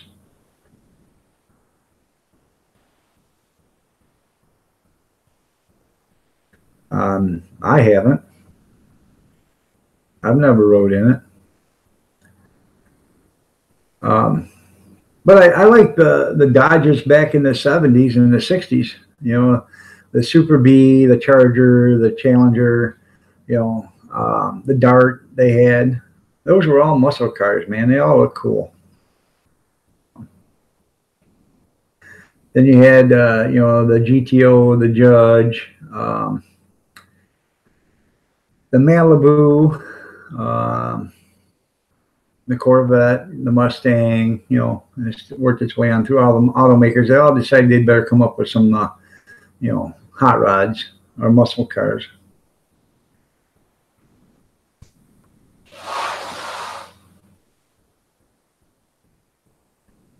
I like the Monkey Mobile too. I thought that was a pretty cool car. The coolest car out there is the original Batmobile.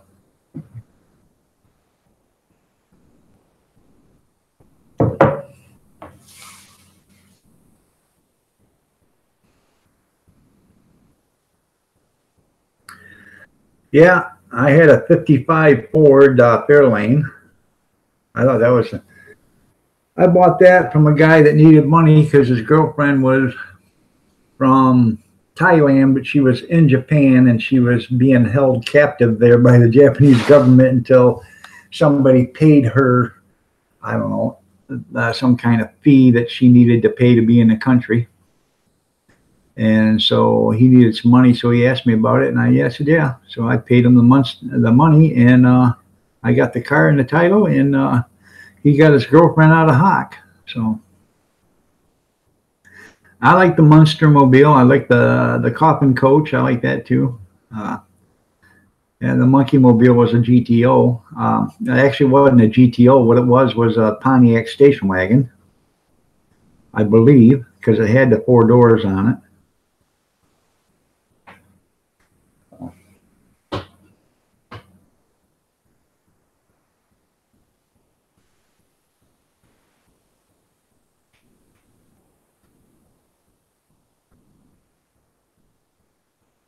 I used to like the old Pontiacs the way they had that front bumper. They had that big nose in the middle of it. That was pretty cool, that bumper.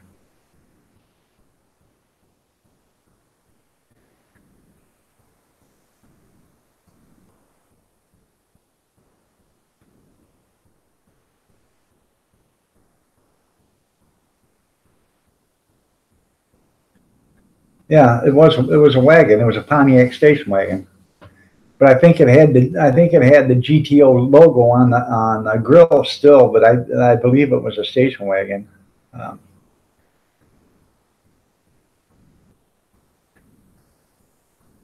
Yeah, vote for the Munster Mobile.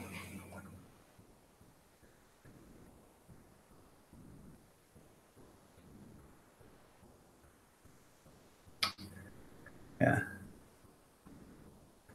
You guy finally gets a girl, he has to sell the back seat to get his wink wink. Yeah, I know. 63 International Scout, I bet you what you had that now. Um, I don't I don't know if it was a Pontiac Tempest wagon. I never heard of a Tempest wagon. I had a 66 Pontiac Tempest, and the 63 Pontiac Tempest had independent rear suspension in it. Um, the transmission was mounted to the rear end, and what it had was a long drive shaft that went to from the engine back to the transmission back here in the rear end. If I'm correct, because I never seen one before until I seen one in a junkyard and I was looking at it, and because it had a rear independent suspension, it had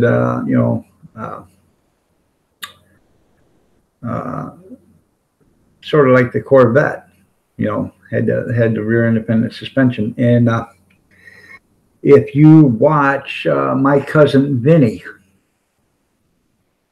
they will show you the difference between that and the Buick Skylark or whatever that Cousin Vinny was driving. Vinny's cousins were driving.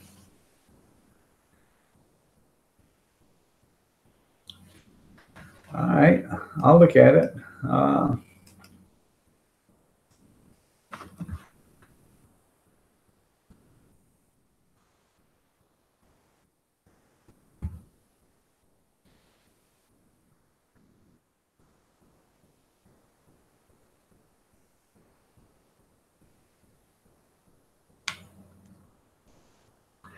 Yeah, you're right there, Big Steve. It is a GTO. I thought it had 4 doors. It's got 2 doors, but what they did is in order to make it bigger, they cut the trunk space down and put that convertible top on it, and the trunk is only about maybe a foot long. That's why they did that. Yeah.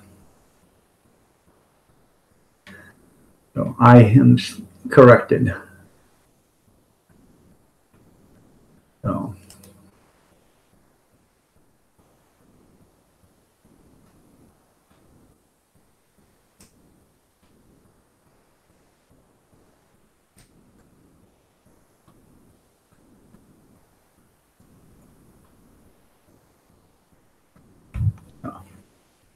JD, how are you doing? No, that's fine. I'd rather be proven wrong than made to look all like an idiot. Yeah. I actually thought it had 4 doors, but yeah, it's a modified GTO. The reason why it looks like a station wagon is because they put that canvas or the convertible top so long on it, and they cut the trunk lid down. So the trunk lid, the way it looks there, the trunk lid's only about a foot long. So.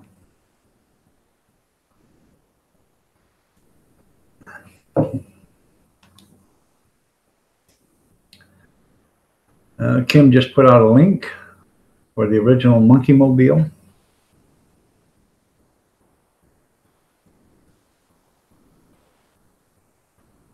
Let's see what that has.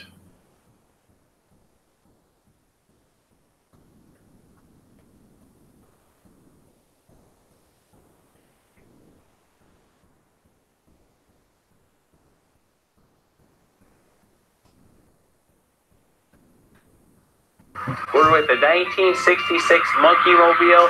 This is one of... Yeah. 1966. Car. This is it. They're on the show. It's an original, one of 2 that they made for the show. This was actually on the show. It's an original car. This is it. There you go.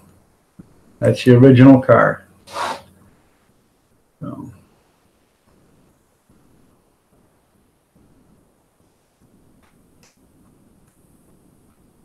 Sorry about that.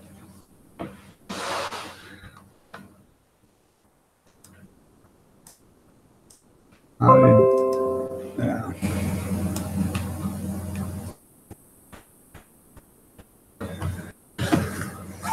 Oh, Beverly Hillbilly truck. That's right. Yeah, that's right in this kind of style there.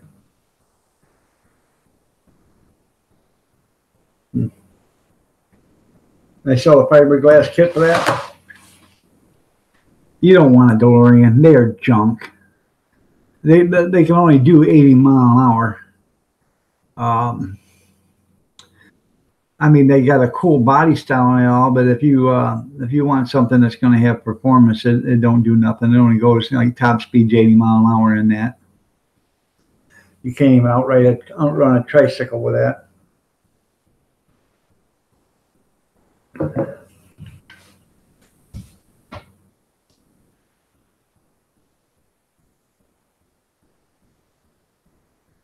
That's funny. All right, Marie, thanks. Coming back.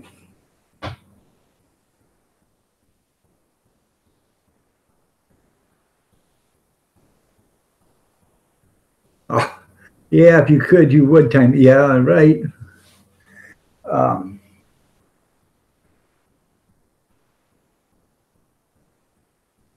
Butt Trucks Ross, the Roos the Wolf. How are you doing? Yeah, 1.21 gigawatts. Yeah. And check your channel out.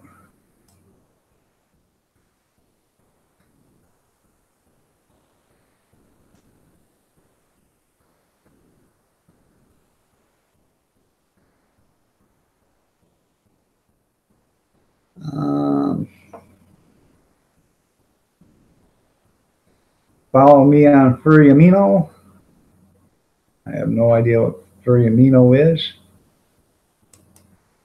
If you guys want, go check out Boo Trucks Ross. I don't even know how to pronounce it. The Wolf. Check out the channel. Something you're going to be interested in. Go ahead and show them some channel love.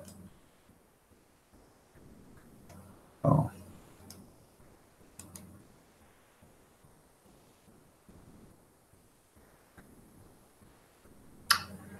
Where are you at? I come out of there. I am going to show you some channel love there. So now you have, I think, you have 4 channel followers now. So.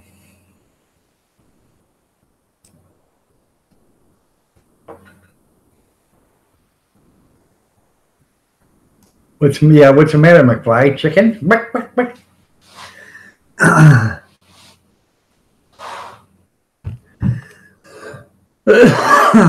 Yeah, them electronic fuel injections are junk too. Yeah, all you kids don't understand what a good running car is, man. All this throttle bodies, electronic fuel injection, and all this computer, and all this. Yeah, I'd rather take a good big block Chevy with a 1150 Holly on it, double pumper, over any of this other stuff any day.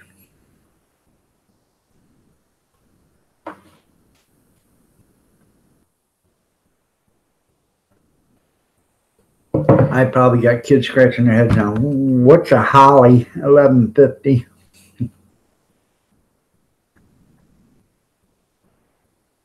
Oh, mucky you.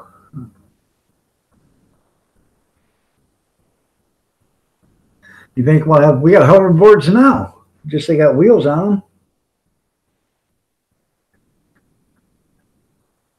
Yeah, the classic cars are better than new stuff. This new stuff is junk.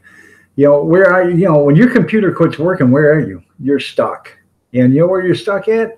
You're stuck at the service station paying $200 an hour labor for some techie to walk over with a computer and say, yep, this is going to cost you. And right then and there, you might as well bend over, drop them down to your ankles, because you're going to get broken down like a shotgun and you're going to get 2 slugs put in you. That's exactly how it's going to happen with all these computer cars. And it's already happening. A lot of stuff you can't work on because it's all a dealer now. And a lot of these cars you can't get parts for because it's all dealer option parts, the newer stuff.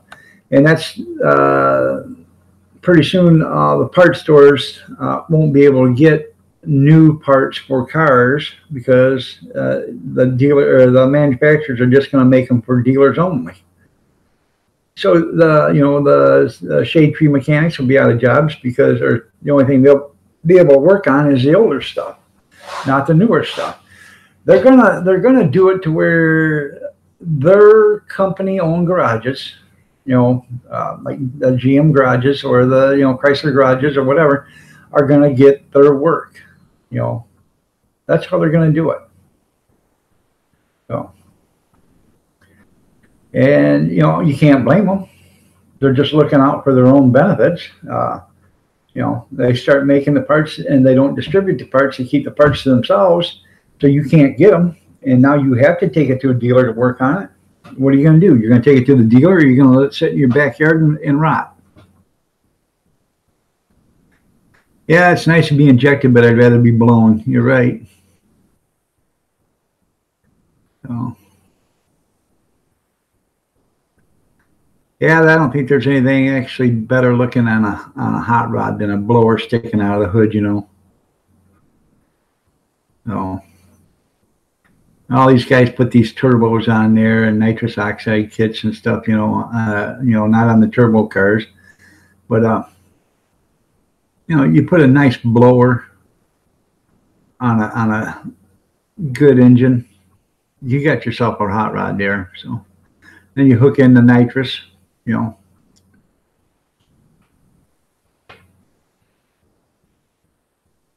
right. The tractors are the same way. The newer tractors now, it's all computerized. You can't have, you may have there may be a farmer there that's got his own tools and everything, and works on his own stuff, but he buys a new tractor and he can't work on it. He has to have them come look at it, work on it, and when they come out there to work on it, they're getting $150 an hour. And if they can't fix it there, they load it up on a truck, which costs you $3,000 to ship it over and get it worked on, not to mention the time and money it takes to fix it. Then you have to have it brought back, or maybe you can drive it back if it ain't that far. But,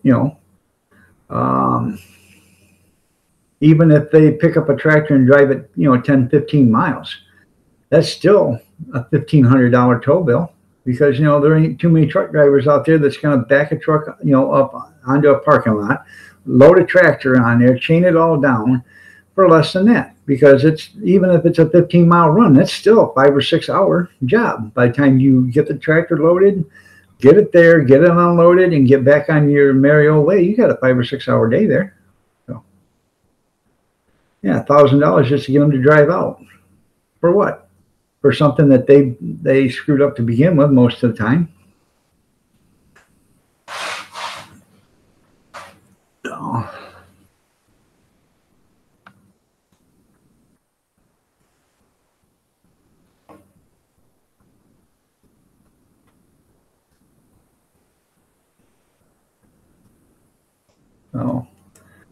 that's why I don't know.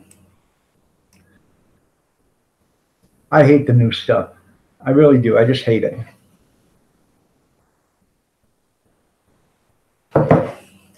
By the way, I haven't said it, but if you guys haven't checked out 57 Red Rooster, go ahead and check out his channel. If he's not affiliated with him, check him out. If that's something you're interested in, go ahead and give him some channel love. And I'm sure he'll return the favor. So.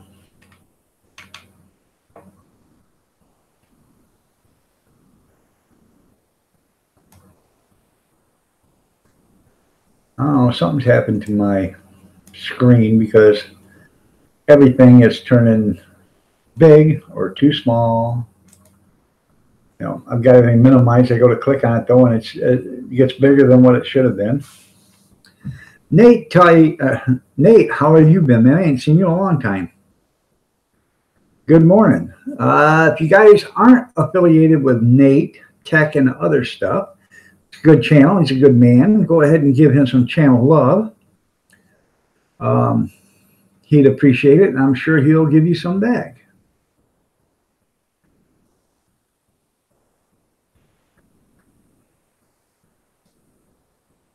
So, it has been a long time. Where you been, Nate? Hiding? People ask me that every once in a while on Facebook, where you been? I just tell them the truth. I've been in Facebook jail.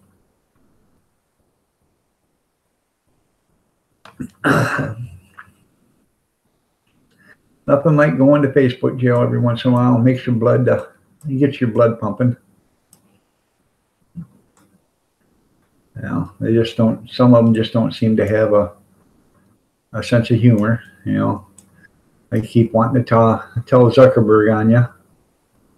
Oh, Marky, he hurt my feelings. Could you put him in Facebook jail? So, that's another thing. Facebook.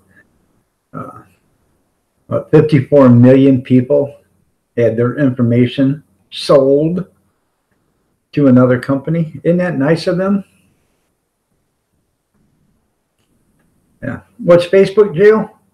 I'll tell you what, Alexander, go to Facebook and start doing a rant and a rave about different things that are against their policy, and they'll show you what Facebook jail is.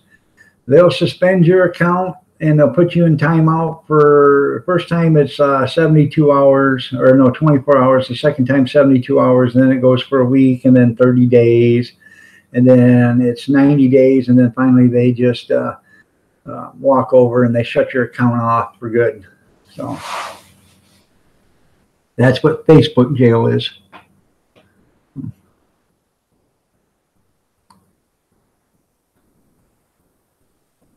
Well, that's good, Nate. That's real good.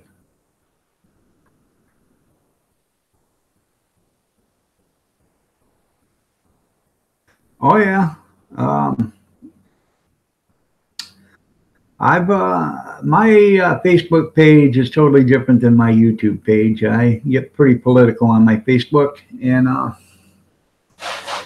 I got thrown in Facebook jail a couple of times because of I won't mention her name, but she tried running for president, but I don't agree with her. So yeah, I got thrown in Facebook jail a few times.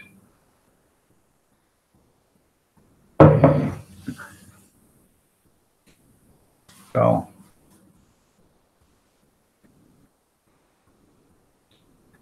yeah, if you got to upload a couple of vids, you ain't coming back. Not, and especially if you're using that computer, because I don't know, every time I upload videos, I can't come back to nothing until it's done because it don't work. And it takes hours to upload videos.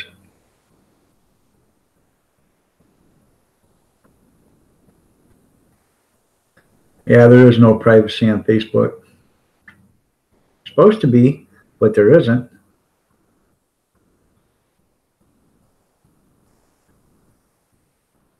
Oh yeah, they will do that, redneck.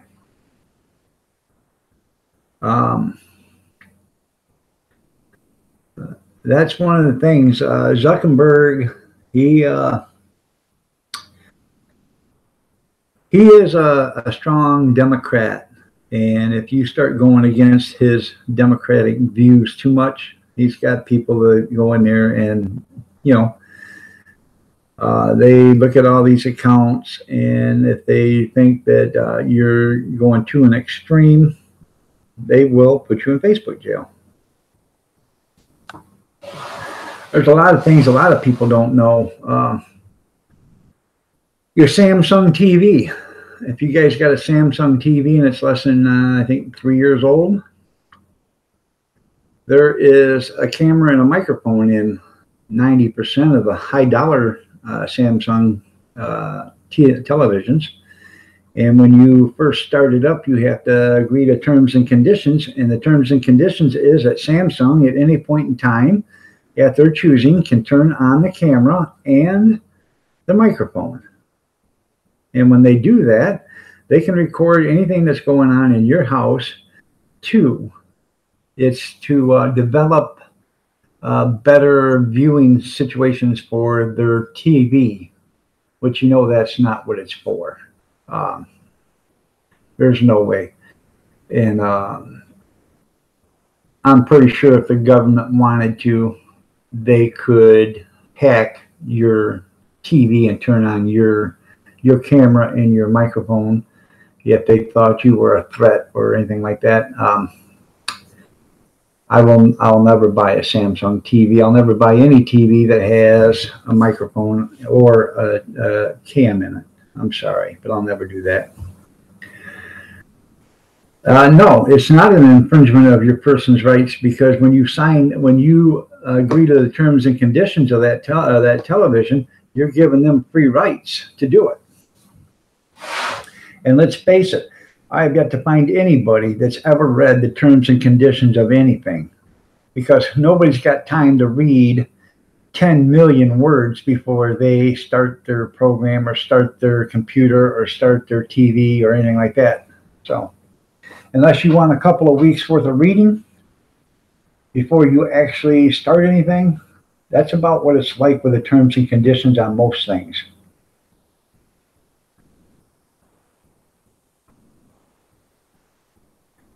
They don't have to guess what your affiliation, your political affiliation is. They get all that information by all the stuff you watch, and then they put that out there towards it. So, but what they were trying to do was swing your vote, by putting in different stuff. Trying to get you to look at stuff that they wanted you to look at. Yep, 1984 has happened.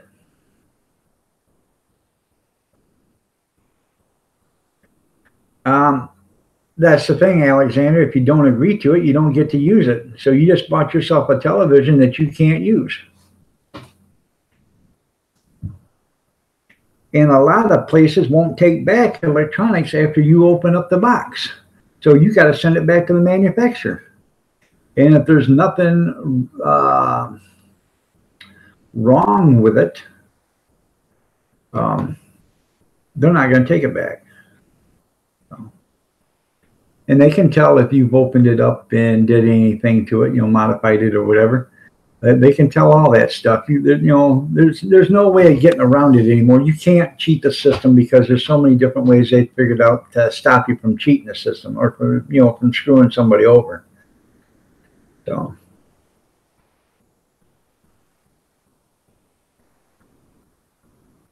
Yeah, no pun intended. You're right.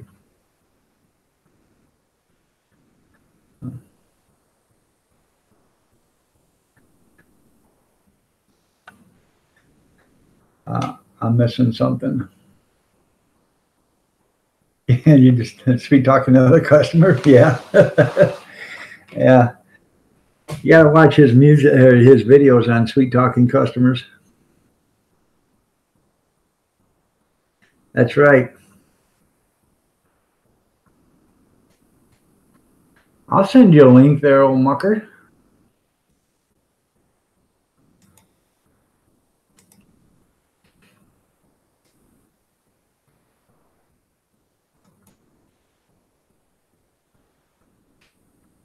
But you got to come on cam. No speaking on the computer. You can come on cam.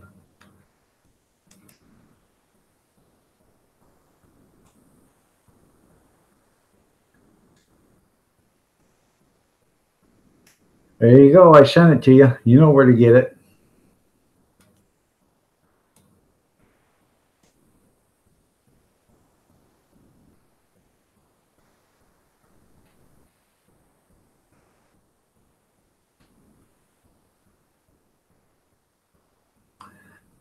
Yeah. Damn Russians. You're right. It's the Russians doing it. No, I think it's the corrupted politicians more than anything else. So. James Grant, how are you doing today? Nice to see you here. So.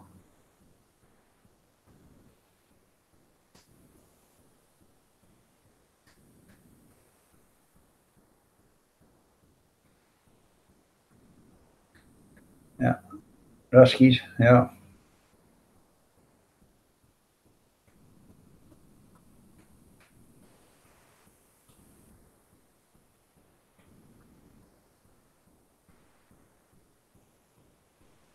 Come on, there, old marker.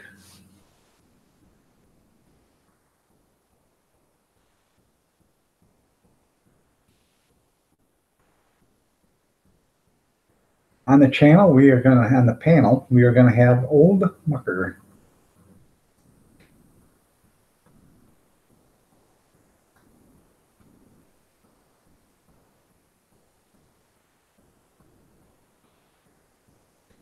Yeah, no, all businesses don't have the right to monitor their employees. I'm sorry, they're Nate. There's no business in America that has a right to monitor their employees, what their employees do on their own time. That is actually restricted freedom of speech. But a lot of them, unless you work for the government, then the government can say you can't be on social media until you retire or whatever. But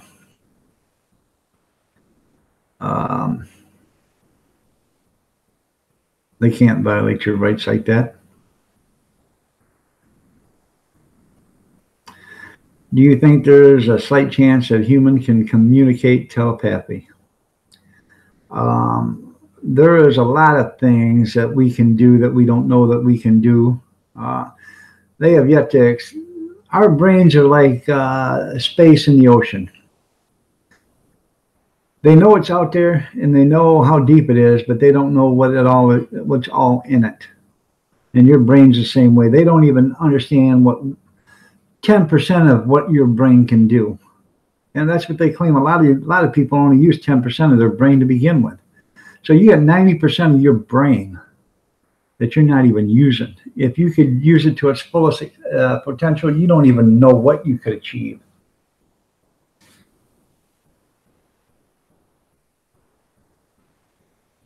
So,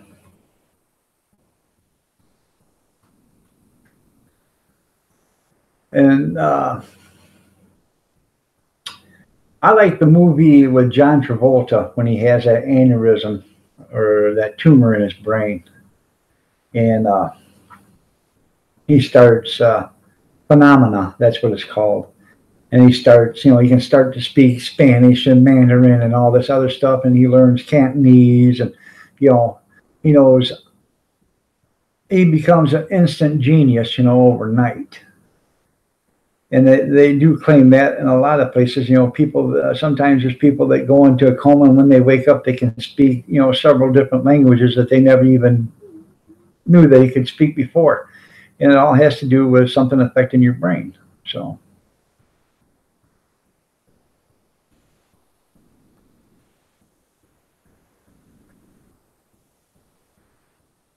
You're right there, Nate.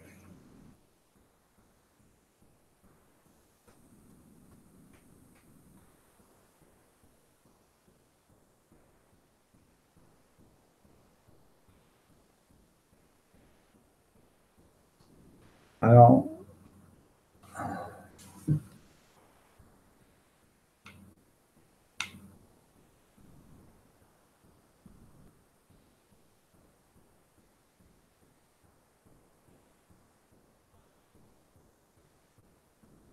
Yeah, that's why they get upset about it. But you guys don't. You also got to understand when you're on workman's comp in the United States, or when you work in the United States, I don't know how it is in other places. If you get in an accident on the way to work, or you get in an accident on the way home from work, you're covered by workman's comp.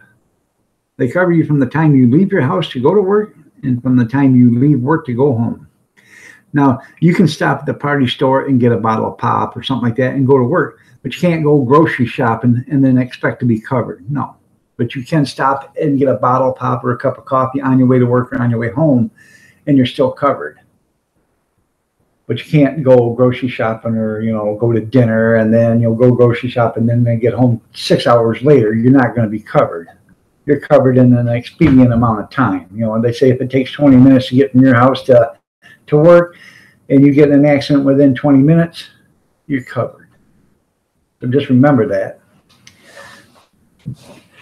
Oh, because there's a lot of people that don't know that, and they've been hurt on their way to work or on the way home, and the company's not going to tell you that, because if they tell you that, then their workman's comp insurance goes up, but you are covered.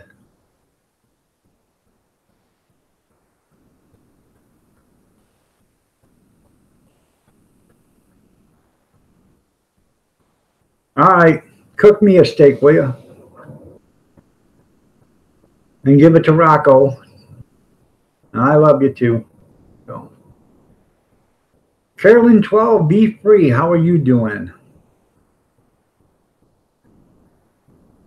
Or is that Carolyn 12, be free?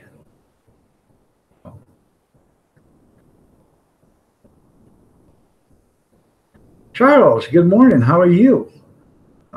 Where have you been? You took off, and now you come back. Thought we was going to have sending out a search party for you.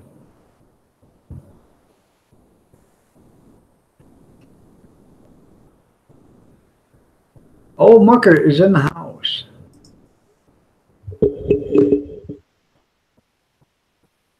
Why the long face? Well, you'd have a long face if you spoke to my customers all day. Yeah. Did you see me message about that one Justice has been on the phone to? Oh my God. No, my brother commented on. I didn't get to see the message though. Left a message, so I rang her back. I don't think much of your support, blah blah blah. I said, well, every time you ring, we ring you back and help you. And she was dead abrupt, everything. Oh my God. Anyway, she went on and on and on. I said, right. I said, I've changed your password. I said, try that. No, it's not working.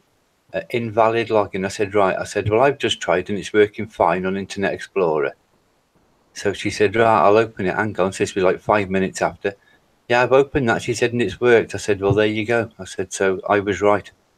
I said, it's your computer. I said, there's something wrong with them and we can't spend hours for nothing on the phone. I said, I won't have a business if I do.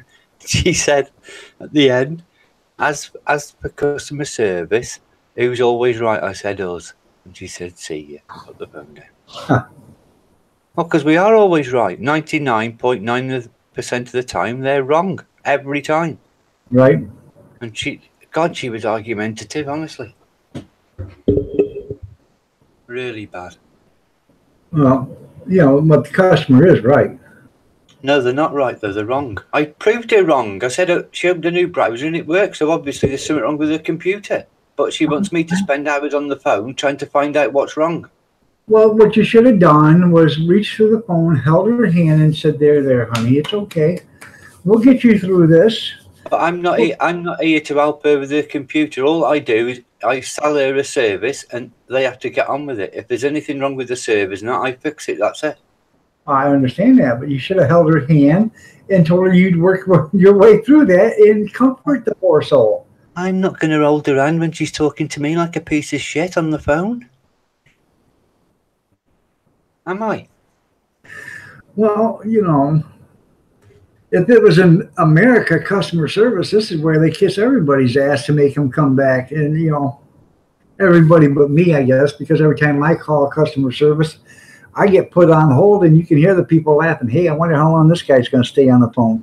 Well, they should have me working down customer service. I'd sort them all out. I've been on the phone this morning to the tax office trying to pay me bill. I must have been on the queue for an hour. I just put the phone down in the end. I said, forget it. Charles said you should have given her a diaper, at least made the suggestion, and then hung up. Oh, my God. They're all like it, honestly. They blame you for everything. I said, this isn't our fault. I said, and I'm helping you for nothing. I said, I should be charging you £100 an hour by rights. Right. Honestly, they drive you crackers, honestly. I would charge her. Yeah, I should do, yeah, but they won't pay, half of them won't pay because they think they're right, don't they? But I always prove them wrong, always. Well, you just send them a bill. If they don't pay them, then put them in collections. Well, yeah. I've had loads of things, Iron Dog. One bloke he said, my emails, it's all to do with emails. They can't set them up anyway. So this one said, I've tried for weeks now to get my emails working. It's not working. And he kept opening tickets. I kept telling him what to do. In the end, he said, right, I've been to a PC computer repair shop. And he's told me it's 100% your fault. I said, well, it isn't. He said, well, it is. I said, right. I said, well, we charge £100 an hour. He said, I'm not paying that. I said, well, I'll do it for £25. I said, I'll remotely log into your computer and have a look what's wrong. I said, if it's my fault, I won't charge you. If it's your fault, it's 25. Yeah, that's great, he said, because it's your fault. I logged in his computer. I said, see that box there? I said, it asks for your email address, not your cPanel password. I said, and that's all that was wrong. I fixed it in 2 seconds. Right. And he was gobsmacked, and he'd been to the PC computer shop and everywhere. Huh. Because good morning, Fast and Furious. How are you doing? I can do an email easy. Yeah, they are easy for some people, but some people haven't got a clue. Right. They don't. Caroline, I want to roll it around. No one rolled around. The Beatles. Yeah. I'm sorry. Honestly, I forgot that if they rang you, my customers, you'd pull you'd have no air, honest. Right. We are. I hate with customer service because 99% of the time you call somebody they're from India or whatever, you can't understand them to begin with, and they sit there and try to talk you through it or whatever. Hell, they don't even know what they're talking about, because they don't even understand the word that they're using. My customers, Dog, honestly, I've been with other companies like mine, and they're lucky that they've got me to help them because I've got access to everything, and I knew what she'd done, and she said, why can't I log in? I said, because it sounds like you've blocked your IP address for failing to log in, correctly. Right. And then, but she kept on going over it. Well, I can't even see the page. I said, no, because I've just told you've blocked your IP. I said, I need your IP. And she said, oh, it's blah, blah, blah. I said, no, that's your gateway IP. I need your IP. Honestly, it's like you might as well smash your head against the wall. Honestly. Right. I'm having a good moan now, aren't I?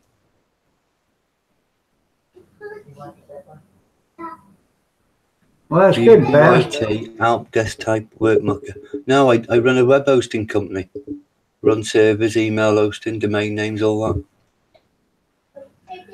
And we help everybody for nothing. Right. And a lot of customers do appreciate it, Dog. Yeah. But some of them are just. Alexander Smith says employ British people instead of the ones from India. Well, I wouldn't use them anyway. We get emails about using them. I'd never use them. I wouldn't. They drive you nuts as well. Right. Every time you ring them, I ask them what their name is. And if it's a bloke, it's Elvis. And if it's a woman, it's Margaret. Yeah. Every time. Yeah. Oh, yeah. I would. What did Carolyn put? I would. Oh, bring us every day listening to your voice. Yeah. Perhaps that's why they ring me.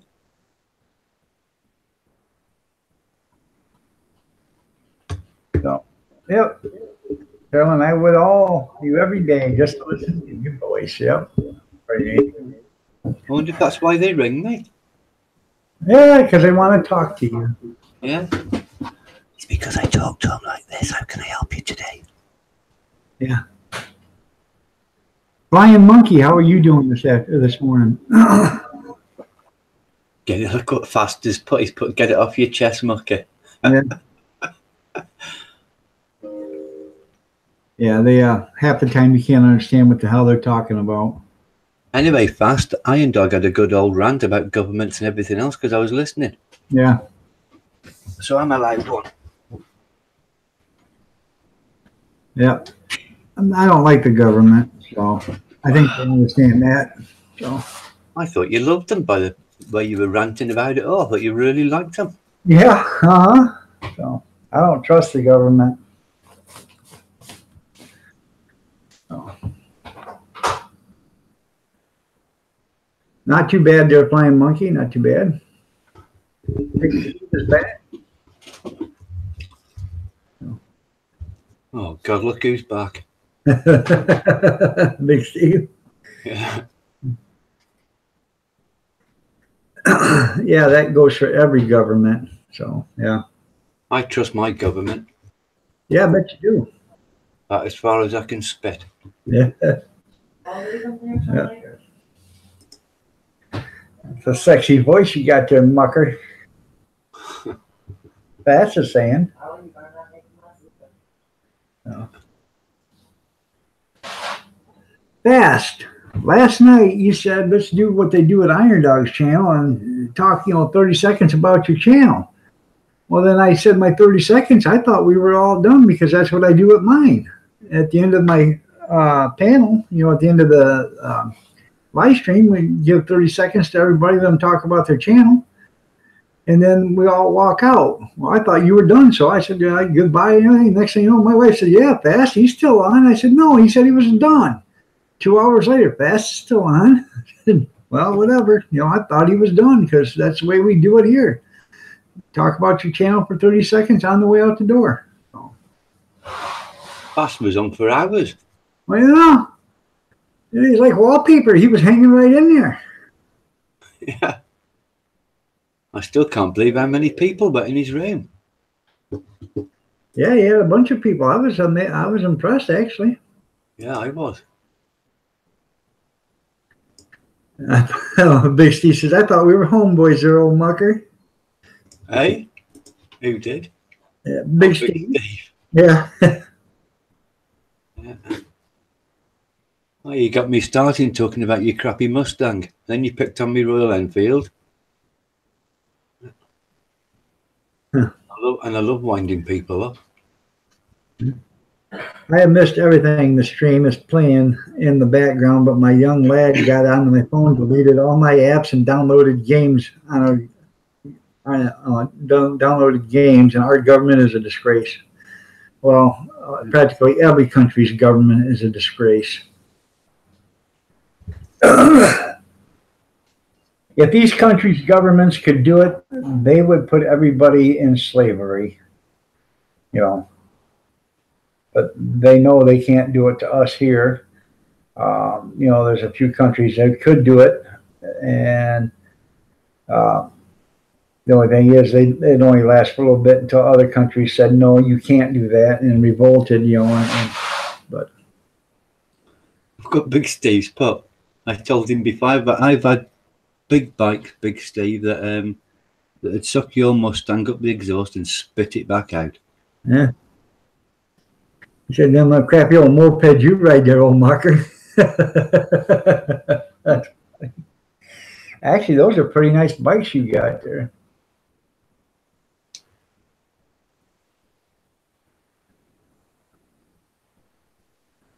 Yeah, that's a shame they're flying monkey. Westminster, they get rich and put. Yeah, that's right. They get £300 a day tax-free just for turning up to work. Yeah. What a joke. £300 tax-free a day for turning up. Yeah. And then they get all their expenses, their wages, and makes you sick, doesn't it? Yeah, it does. It does. It really does. That's the way with ours. Our politicians, they sit there and they voted themselves a $20,000 a year raise. They're already making $176. Now they're making $196,000 a year. Yeah. And they only work they're only there like 110 days a year. And out of that 110 days, they get like 35 vacation days. So you figure it out, they're only there 38 or 40 days a year, or something like that, 50 days a year. So. Yeah. I might go for a job in government, I think. I might do their customer service for them. Where I worked at, they used to get 300 pounds every time I turned up for work. They got what?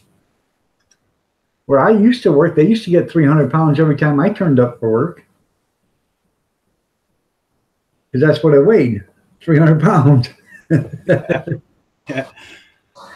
James has put, where can I get £300 for turning up for work? Yeah. Yeah. Go and get a job with the government. That's where you get it. Tax-free. Tax-free, yep. Yeah. And then you get all your stuff duty-free in the duty-free shop. Nobody else is allowed it, but they are. Right. Well, you know, if the politicians could get their wages tax-free, they would, but they know if they even tried that, we would revolt so fast, it would be pathetic. They'd all be swinging from the Capitol steps. Yeah. So.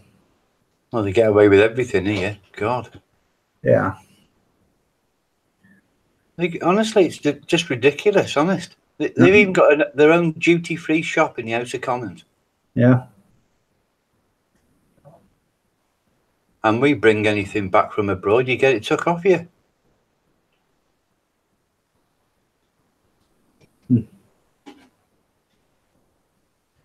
Yeah, it's bad the way, you know, they think they're better than everybody else. And that goes with every government. We should all start our own country and have our own government. Yeah, either that or just shut down the governments we got and start a new government. So. Yeah. I reckon we should all get together and call ourselves the Vikings Return. There you go.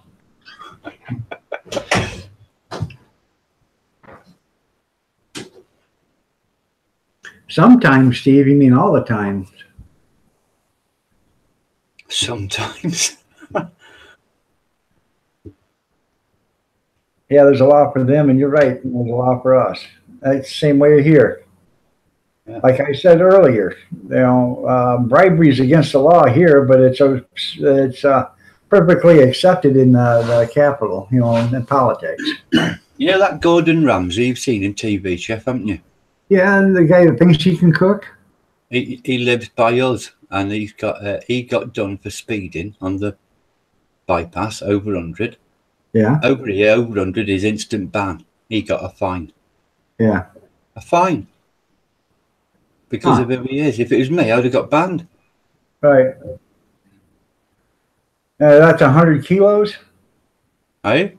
Is that 100 kilometers or 100 miles an hour? 100 miles an hour, yeah. Over 100 miles an hour is instant ban. Huh.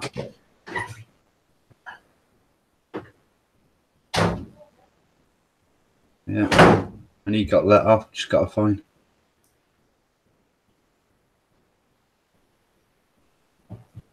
Well, yeah, I like the old Shelby GT 500. I like them too. Carroll Shelby, hell of a car maker. So. And Hertz Rent-A-Car used to be able to rent the Shelby Mustangs because Hertz had them. So a lot of people would rent these Mustangs out and then go race them for the weekends and stuff, and then bring them back. And you know they'd race them and win, you know, $500, $600, $700, $800 a week, and then bring them back. Then go rent another one out the next weekend, and then you know race them.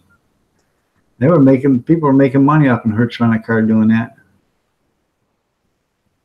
So.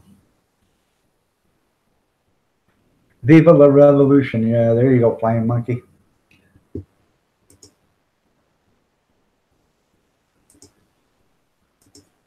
That's because I like old Marker Big Steve. He's a hell of a nice guy.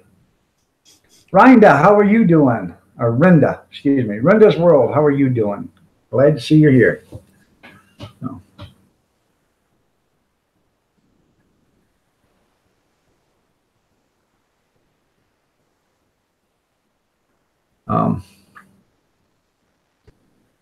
I think... are you Big Steve's older brother there, old mucker? His older brother? Yeah. No, I think he's my older brother, isn't he? The one I used to beat up every day. He could be your older brother. Right. He looks like him. Yeah.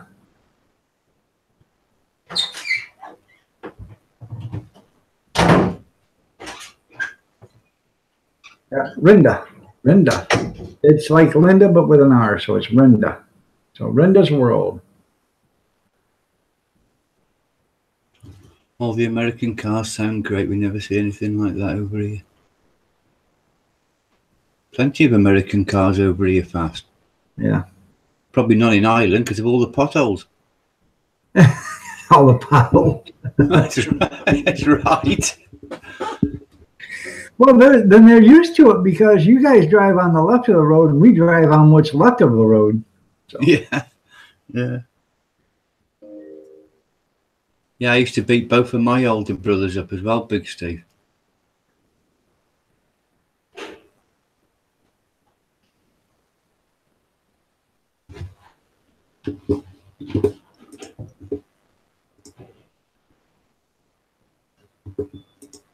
Yeah, potholes suck, man. They do more damage than anything else, man. There's a picture of a cop in Michigan standing in a pothole. Yeah. And he's standing thigh high in this pothole. Now you tell me you hit that with a car, that's not going to take off the front wheel. Yeah. He had to. Oh. Go ahead. I was going to say potholes over here. I've had to change 2 coil springs on a car I had. They both broke because of potholes. Yeah.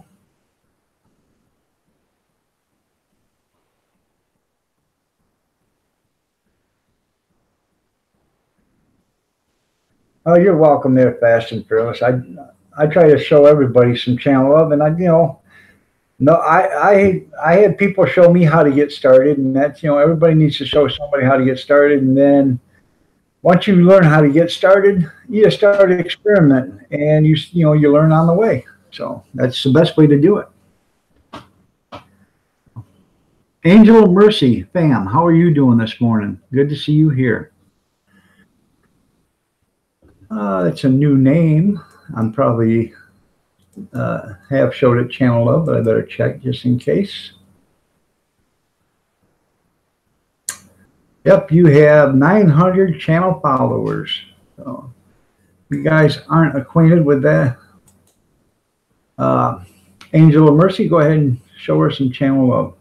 Yeah, they are, Big Steve. They really when you're on a motorbike. I used to ride hardtail choppers. I don't anymore. God, Right. They used to kill you back when you hit a pothole on them. Well, it's not so bad. A pothole is not so bad if it goes down like this. But when they go straight down like that, that ain't a pothole. That is actually a grave somebody dug in the middle of the street. Yeah. Have you seen my subs? It's come to 325 now. Yeah, I seen that. You're getting like high cotton. You're just getting right up there.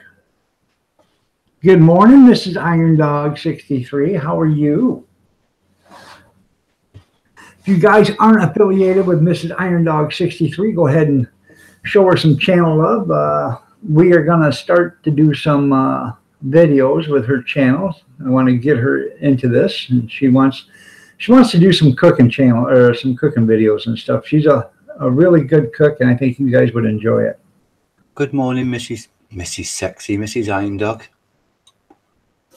They said Mrs. Sexy then. Yeah, Mrs. Sexy. Yeah, she is sexy. She's Sexy Iron Dog, that's right. Yeah, Mrs. Sexy Iron Dog. Drop dead gorgeous. I've got a phone call. Hang on, I'll be back in a minute. All right. Yeah, I've seen potholes big enough to swallow cars, and a lot of times what it is there's a water main break or something like that, and it erodes the road out from underneath the dirt out from underneath the road, and then wham bam, thank you, ma'am, there's a big hole. Oh.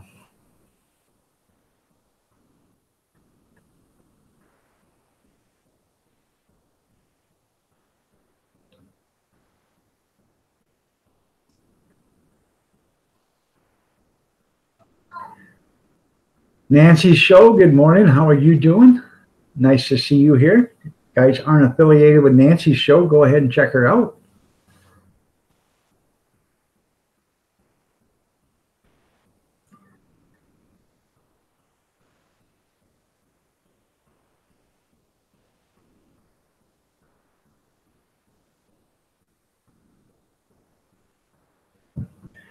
I Me either. I keep doing that too. Every once in a while, I'll spell and ADN or NAD or whatever.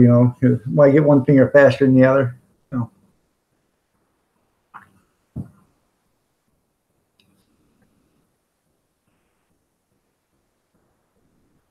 All right, you're going. Oh, so you're going in a couple of minutes. Okay. I probably won't be able to make that one because I got to get ready and go to the doctor. So I got another doctor's appointment today.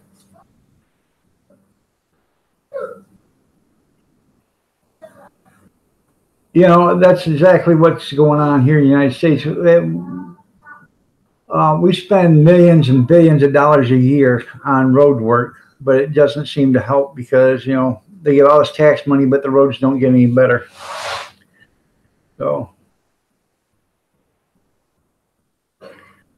must be the keyboard. It's probably your sausage fingers that are fast and fearless because my sausage fingers getting away all the time too. God, that was actually a nice customer for once. Yeah, they must have had the wrong number then, eh? Well, they must have. Yeah.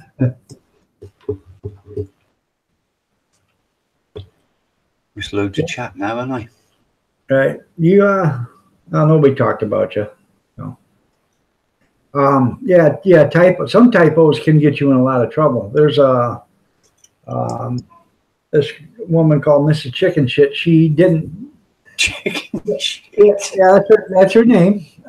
She typed out a message and she didn't put a space in between a word, and some guy took offense to it, and he got up there and he was screaming at her and everything else. Hang on, I've got a phone call back in a minute. Oh, hello. what's that? Oh, okay.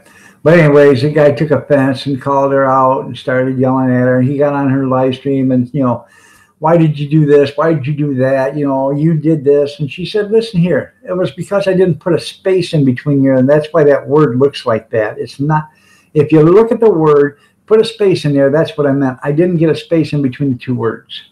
So, and the guy just wouldn't leave it alone. And then she finally said, you know, I've been trying to be nice to you, and I know exactly what you are. You know, this guy is a crackhead and all this other stuff. And they got into it, but I understand about typos, you know. So.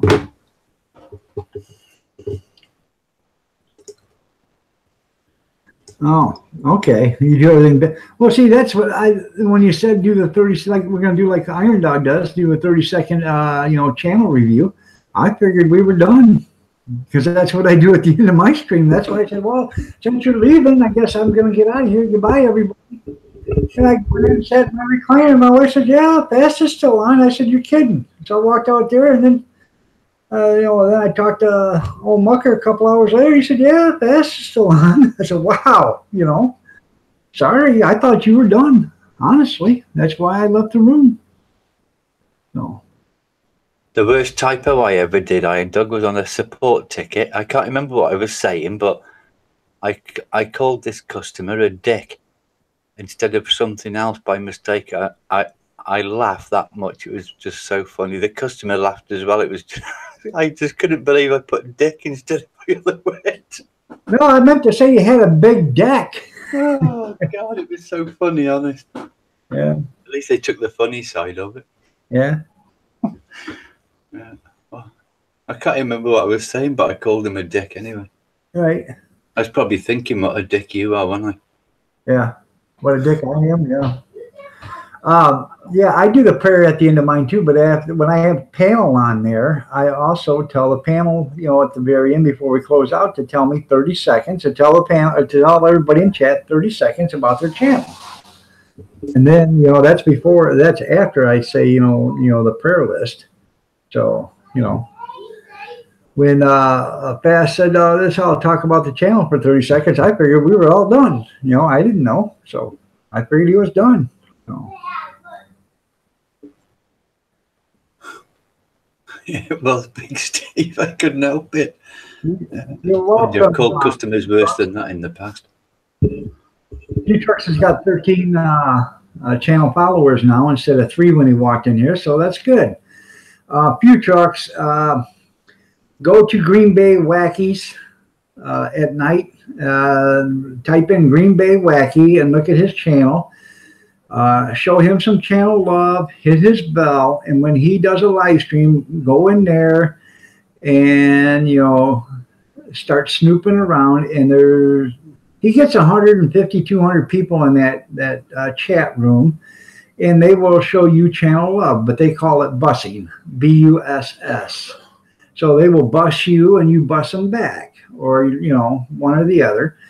And the best thing is to be proactive. When you go in there, you start doing it to them and make sure they understand that you did it. So you go in there and say Joe Blow, and you type his name in, you show him channel love, then you get in the chat room and say, Joe Blow, I just showed you some channel love, or bust, whatever. And don't ask them for it back. 90% of the time, they will go back in that room and they will give it back to you. I really don't like it when somebody says, hey, I showed you support, now you show it back to me. Now you're giving the person an ultimatum. And, you know, I don't like that. I never have done it. And so, you know, I go in and show people channel love all the time, but I don't expect them to come back and show it to me. But if they do, that's a plus. If they don't, I guess, well, you know, they have a channel follower and I don't. So.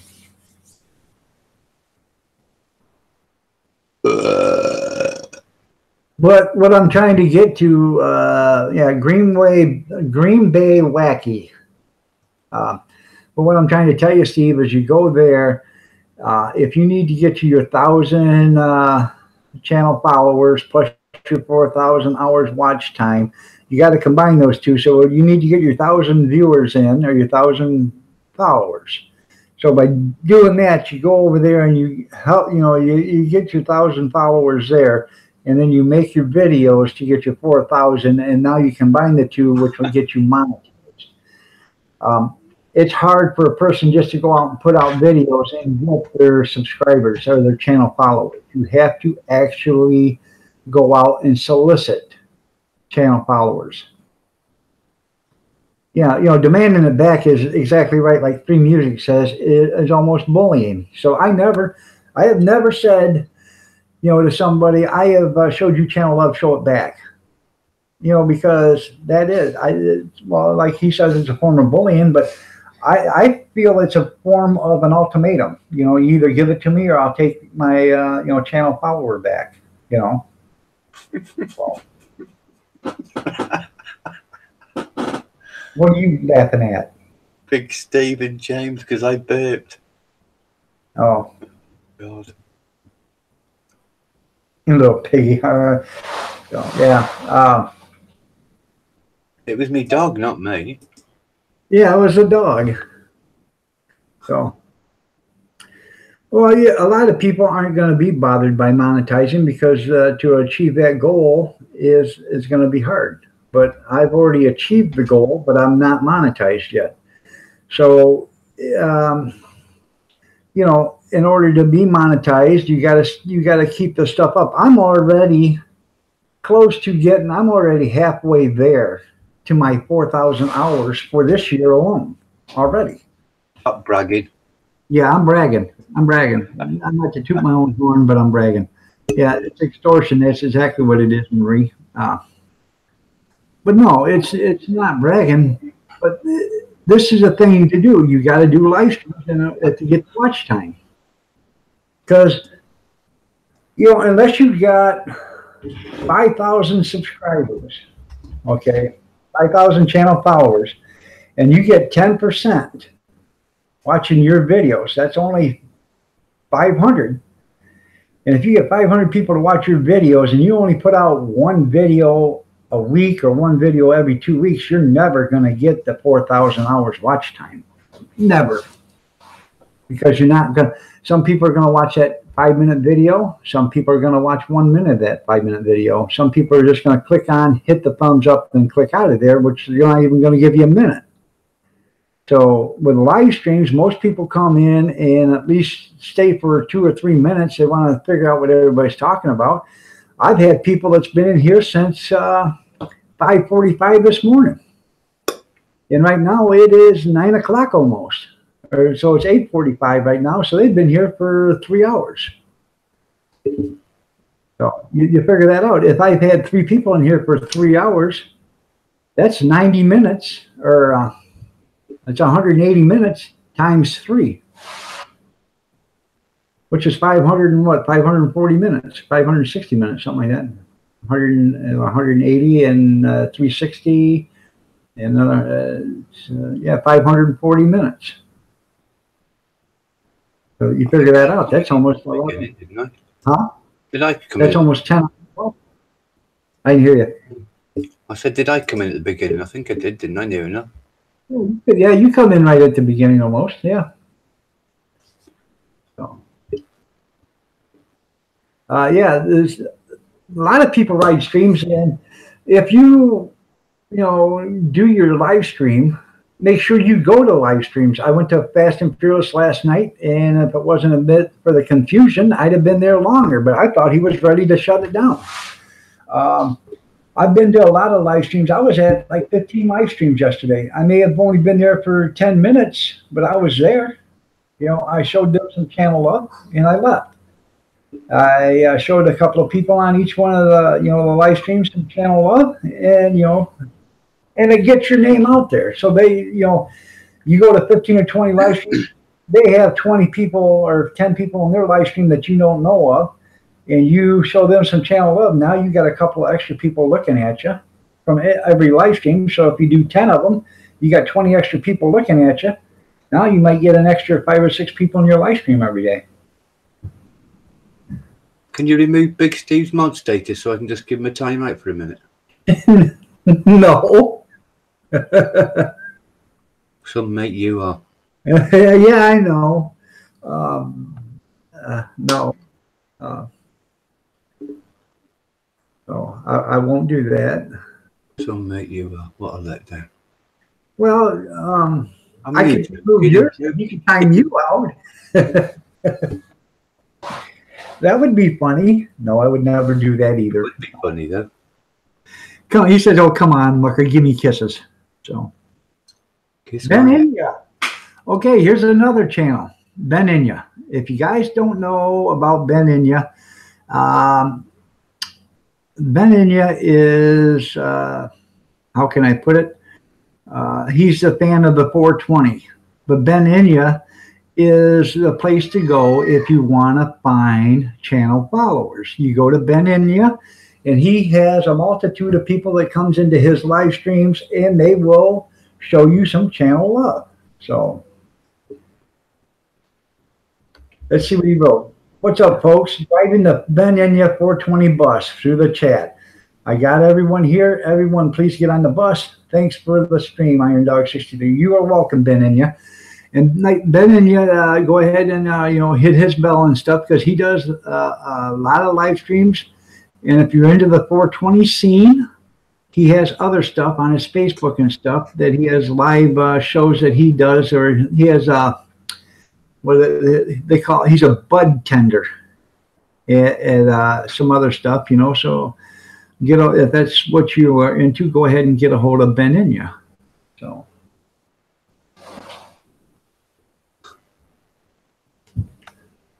Oh, Mucker's #1 in the live stream.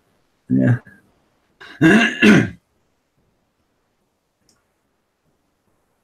He says it's all cool. Says, "Oh, Mucker is hell of a cool. I just like to mess around with him. It's just all fun, man." Yeah, I know. That's why I wanted to kick him out. Yeah, yeah. Ben Inya's Bud Stars on Facebook. So yeah, if you guys are interested, you go to Ben Inya's channel and get a hold of him. Leave him a message or whatever, and he'll tell you how to, all about it. You can look at some of his stuff, but he's got a Facebook account, Bud Stars. There's another account. I can't remember. I had it wrote down, but I don't remember it anymore. Something that he was doing with another channel, helping them out. But he is a good place to start if you want some help with your support base. So, B&J Hunting, I seen you in here, but I haven't said hi to you yet. So good morning, B&J. Plant Time, good morning. How are you doing?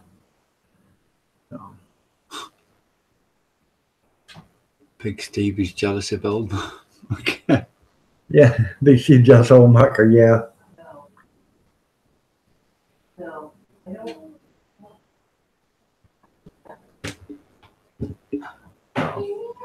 But Ben, like I said, Ben Inya, that's a good channel. So you guys got to go check that out. Proud Mom 1961 or 66. Anyone from chat in this from Maine? I don't know if there's anybody from Maine here yet or not there, proud mom. Maniac Grandma once in a while comes in here, but she's not in here right now.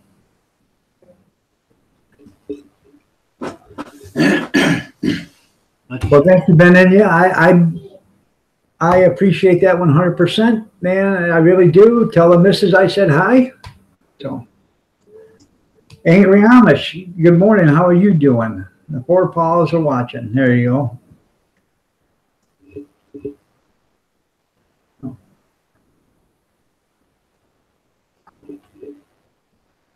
I don't do jealousy. I'm not 15 years old, laugh out loud. Yeah. I thought he was. You thought he was? Yeah. You know, you got your dog watching there, Angry Amish? Are you talking about old Mucker's dog right there? So.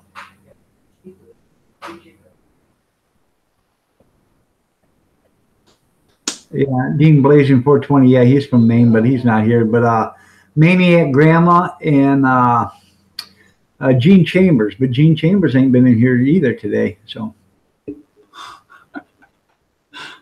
I thought that said something else then. That but it's this funny mug. It said funny. Well, thanks, Ben. You have a good day. Tell the missus I said hi. I'm probably going to be wrong, but I think he's from Oregon or Washington. I know he's on the extreme West Coast. So you all have a good day, and thanks a lot for showing up, man. I really do appreciate it.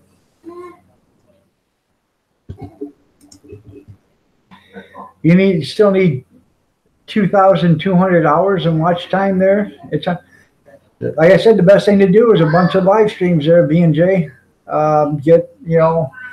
Even if you only have 5 to 10 people in your live streams, but you do a 3-hour live stream, you're getting, depends on how long they're there. But if you have 5 people in there for 3 hours, you're getting 15 hours of watch time every day, which is that's 900 minutes a day.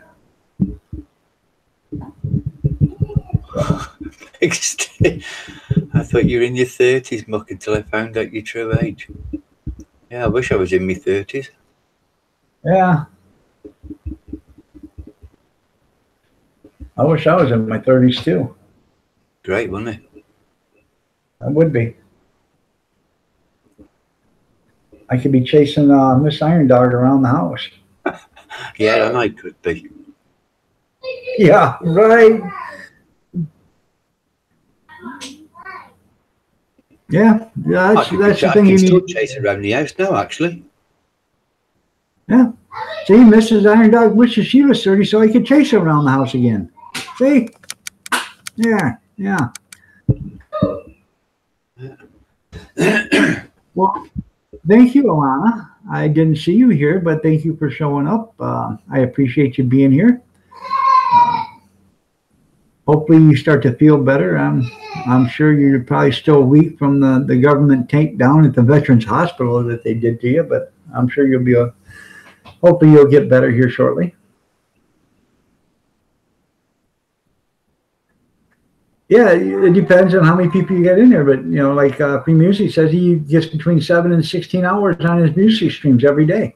You only need, it adds up to 11 hours a day.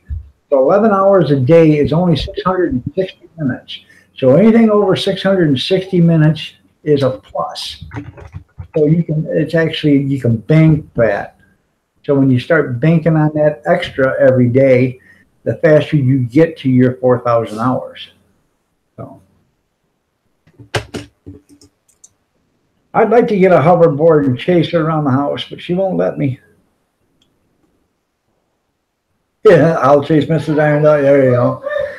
I wouldn't know what the hell to do with her once I caught her. No.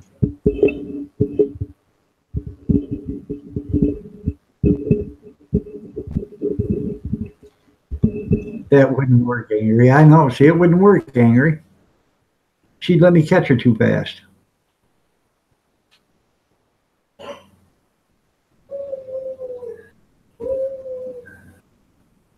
I wish I was in 30, especially if she was fit. Yeah, there you go.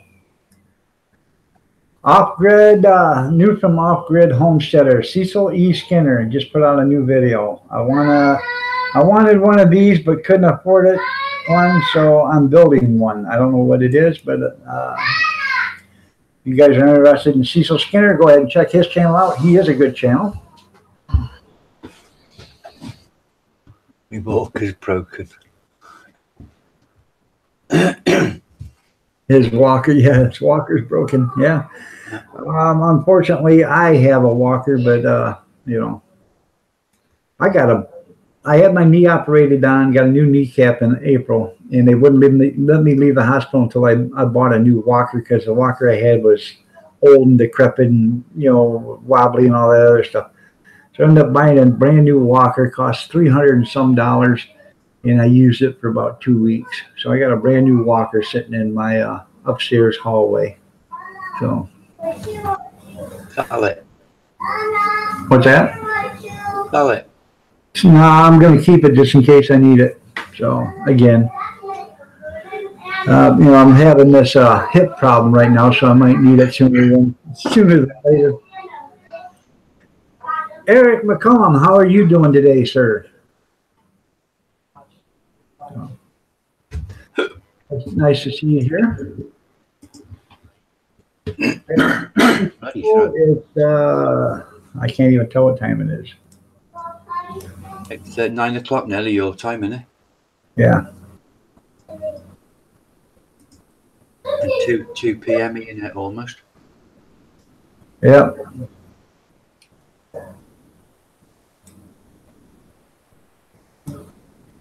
$8:59 in the AM. There we go.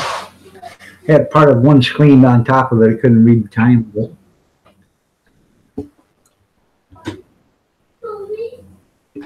Well, actually, Charles, I probably was better off with the new walker because it wasn't as rickety as the other one, and it helped me stabilize myself so I could actually walk better. I had to use it for a couple of weeks until I could actually use a cane. So, you know, and, you know, when you got a new kneecap, the first thing you don't want to do is fall down. So, because you can't, there's no way of getting back up off the ground with a brand new kneecap. You got to be able to use that knee first to get up. And there's no way you can unless you got something you can grab and hold on to and pull yourself off the ground. So. How come you haven't got your hat on again? Have you washed your hair or something? Well, I took a shower first thing this morning, and because I usually take a shower after the live stream, but I took one before, so I didn't have to hurry around and stuff. So I just, you know, I brushed my hair and thought I looked presentable. Mrs. Iron Dog said at the same time as me, look, no hat. I know. So, yeah. Great minds think alike, say. That's good there, B and J. They're moving. So they move into their new house on Saturday. Well, that's nice. So she loves my hair, Mrs. Iron Dog. She likes to run her fingers through it. She just thinks I got the softest and the sexiest hair ever. Oh. Eat your heart out, old mucker. Oh. Yeah. You know, it's hard to compete with something looking like this, you know. You know how hard it is to get this good looking every day? Do you really know how hard it is to get this good looking? It takes me all day long. I bet it takes you a good few hours. Yeah, it takes me a good about half a second to get this good looking. Well, I hop out of the bed looking this good looking. I gotta get up and get me a cup of coffee. Don't run anybody off. I'll be right back. Get me one. All right. Don't be flirting with my wife while I'm gone either. Why won't I? I'm going to chase her now around the house. Chase her around the house. Chase her around the house, yeah. Yeah, chase her around the internet. There you go. Chase her around the internet, that's right, yeah.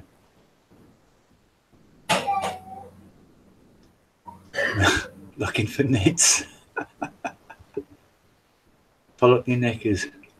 Oh, okay. Yeah. They're quite comfy, crutchless knickers, Big Steve. You ever tried them?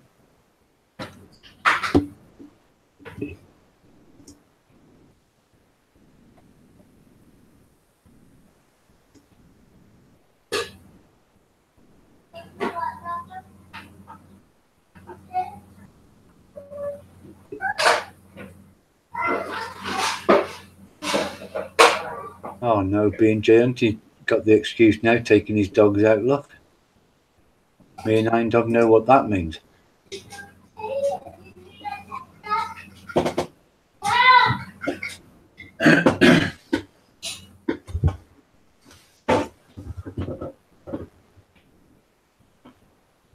Oh.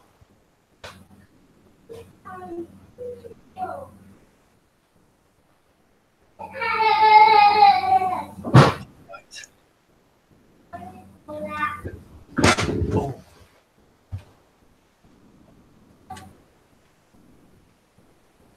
Oh, God.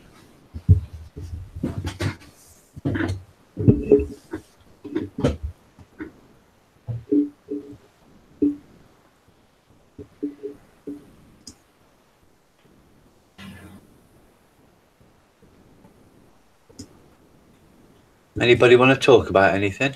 Mucker, what are you going to do when I get a webcam? I'll be right up there with you and I. You don't have to have a webcam. I might get one for this computer, I don't know yet.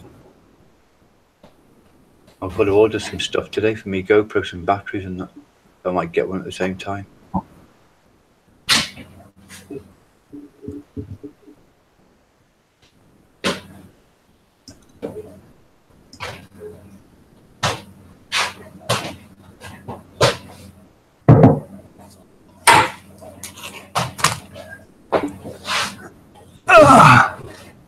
Iron Dog B&J Hunting said he's going to take the dogs out. You know what that means, don't you? Oh yeah. BJ gonna take the dogs out, so that means poor Mrs. BJ. So we know what that means. Draw with Vector, how are you doing? Haven't seen you here in a while. You guys aren't affiliated with Draw with Victor, go ahead and check out his channel. The guy does a lot of pencil drawing. Pretty good artist, he really is. I'm going to put the camera in my wife's bedroom, Big Steve, because Iron Dog said he wants to look at her all the time or something. Yeah, might as well.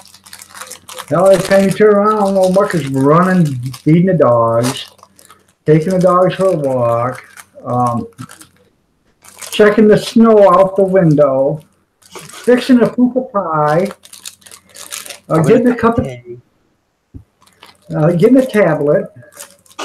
You know, I don't understand it. The guy breathes like a rabbit every time you turn around. Poor old Mucker, his wife, gonna wear her out from the inside out. And she loves it. And she loves it. Yeah. You guys should have been on his live stream a couple of weeks ago. He said something to her, and she said something to him about him clocking him right off that chair. I was gonna laugh my ass off. What are you eating? A crumb cake. Some what? Hold on.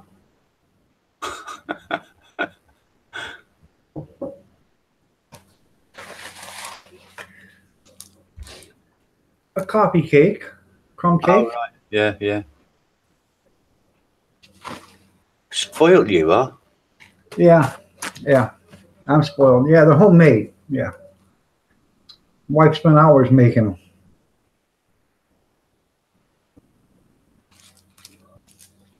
I could say something to piss off old Mucker. Say it. I don't mind. Say it. Go on. Do it. That'll give me a good excuse to kick you out of the room.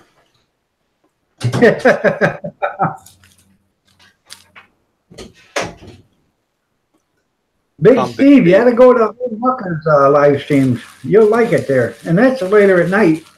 You're from California, so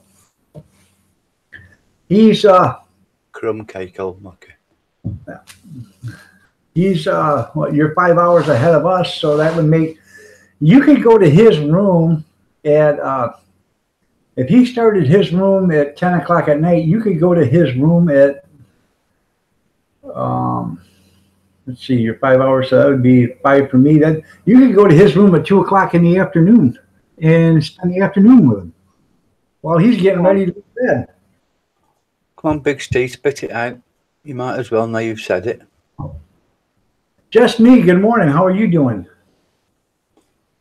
No, Mrs. Iron Dog, I want to know what he was going to say.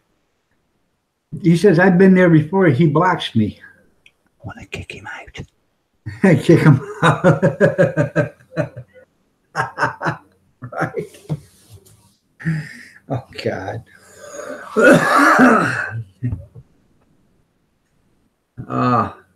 Did you know, Iron, I was asleep the other night and he took a tablet and woke her. I know. Remember that? He said, I got to go take a tablet. I said, oh, poor Mrs. Mucker. There he goes.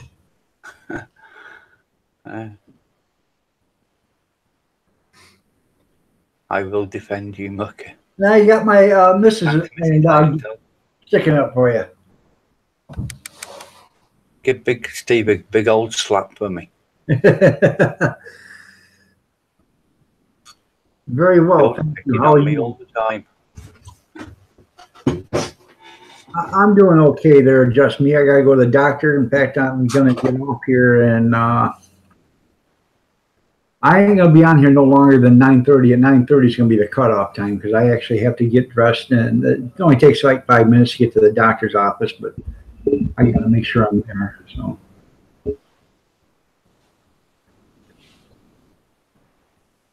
Big Steve has been slapped so many times he doesn't feel it anymore. That's funny. He'll feel it when Mrs. Dog does it.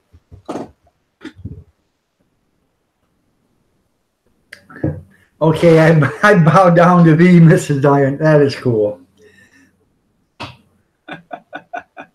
tell you what really makes old Mucker laugh is when Mrs. Iron Dog says she'll jack slap the shit out of somebody. He really thinks that's funny.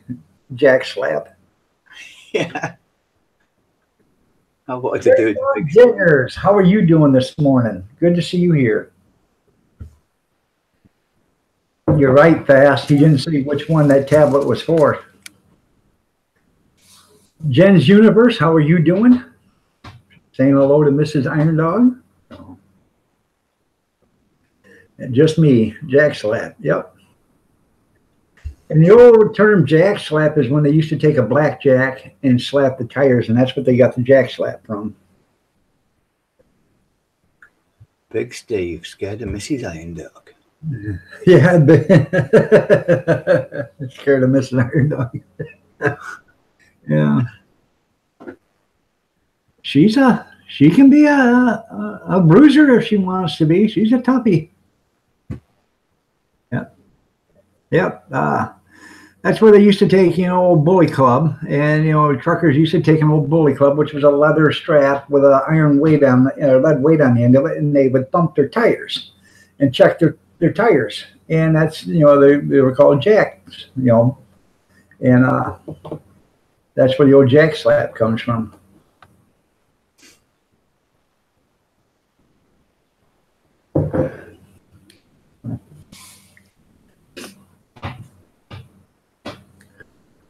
Well, ain't that a suck up and a half right there?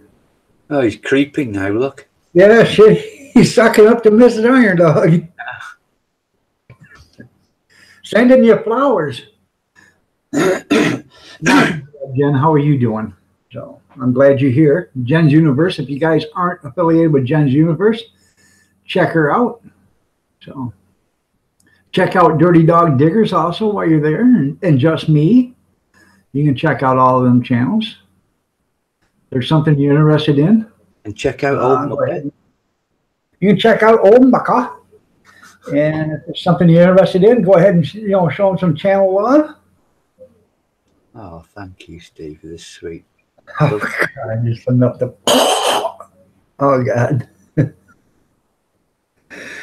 Steve, oh, God, you guys are going to get me in trouble. Steve, you're just a bum licker, man. God. I have had a lot of fun today. This is actually really funny today. Well, he's showing you your number one there now, old Mucker. Yeah, I am number one. Big Steve, you're right. Well, thank you, Marie. Marie is back. Oh.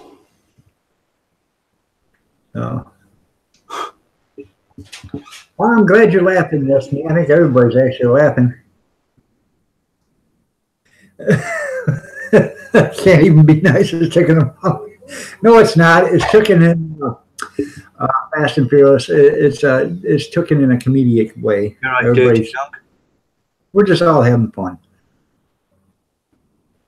I'm not having fun. I can't stand that big Steve. I can't wait to kick him out my room.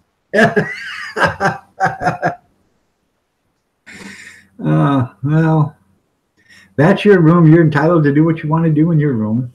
So I'm going to boot him so hard he won't know what's hit him.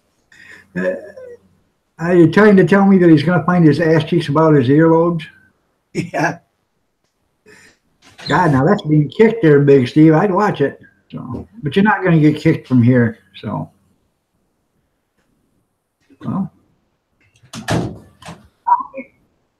my daughter's here. I thought I heard somebody in the kitchen. Old mucker wears these. Not wrong with wearing me missus' underwear.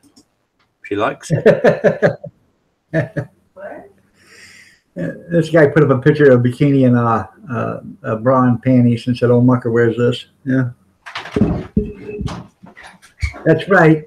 Mrs. Iron Dog says it the best. Don't forget to smash that like button. You've got 2 dislikes, it says. Hey, I've just added another dislike. Okay. Well, thank you. Thank you for adding a dislike. Hey, you've got no dislikes now. They've all gone. There was 2 just. Huh. Well, maybe a couple people decided to take them back. They decided to like the channel. Big Steve, I reckon. Well, thank you, Marie. Marie was one of the very first ones in the room this morning. Oh. And Just Me says he has 1 dislike on his phone. Grizz 270, I have 2 fingers and you have none. I will share a finger with you so you can have fun. Sit on spin, baby. Sit and spin. There. Well, thanks, Grizz, for all the happiness and all the happy thoughts and the fun. When your stream, old mucker, you're going to be sorry. No, you're going to be sorry, Steve. Trust me. Okay, Picker Rick, Wednesday morning hump day chat. Picker Rick just went live 9:15 this morning. So whenever, if you guys are wanting to watch Picker Rick, you're more than welcome to go to Picker Rick's channel. I have no problem with anybody leaving to go. So, all right, then I'll catch you later. I'll go and join him. well, bye, Felicia.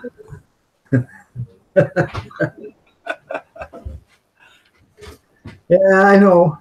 You know why he does that free music? He's got a sliver in both of them fingers, and the doctor told him he had to keep it moist and warm, so that's where he sticks it to keep it moist and warm.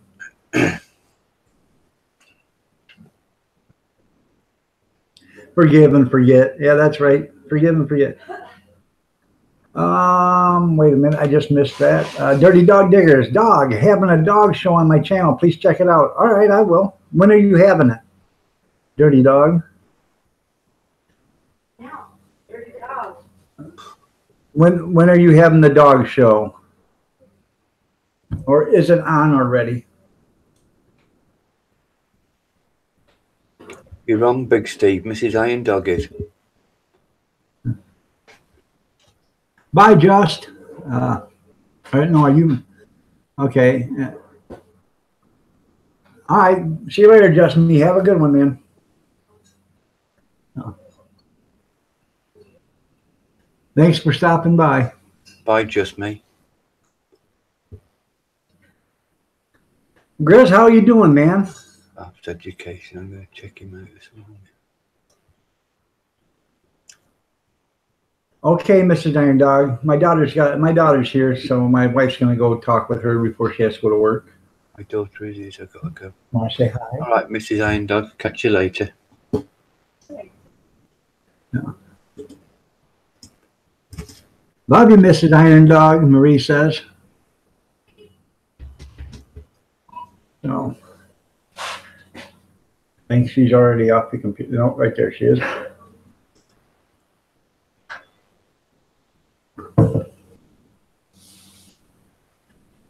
And Dirty Dog, are you still here? I need to know when your dog show is.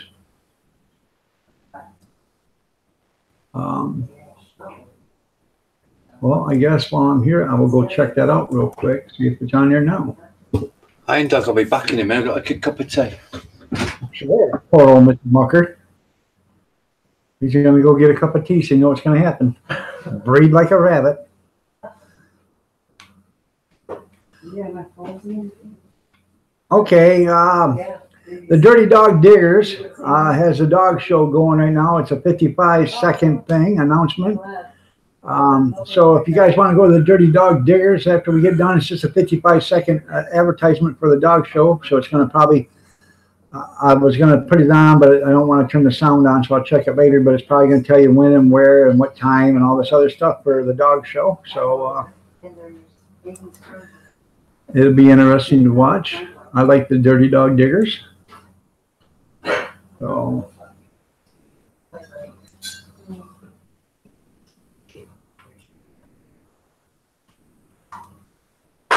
for all those doggers out there, that's what it says. This is how it works. Email us a picture of your dog with its name and your channel's name. And for example, it's got a picture of Eddie from Dirty Dog Diggers, which is a little Jack Russell, it looks like. Then we will number them and put them into a random generator. And if your dog is a lucky winner, they will win a doggy surprise. That's pretty cool. They're having a doggy lottery. So if you guys rule, we must be able to see that you are a subscriber. You got to be a subscriber to the Dirty Dog Diggers. The dog show will be once a month, so make sure you have our bell rung so you don't miss. Share. Hold on, let me go back because I want to make sure so you don't miss the show, the dog show. Share, like, and subscribe, please.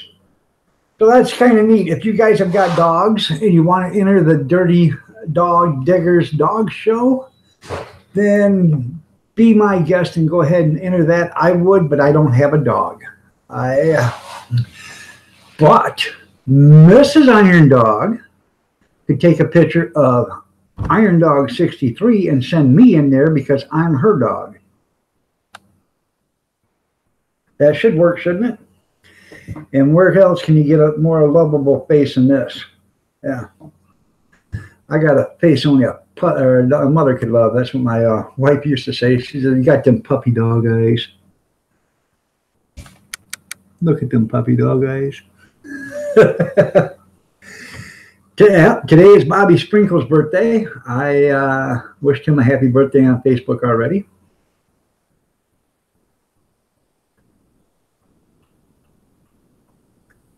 That's right. If you're still hurt, feeling pain, that means you're still alive.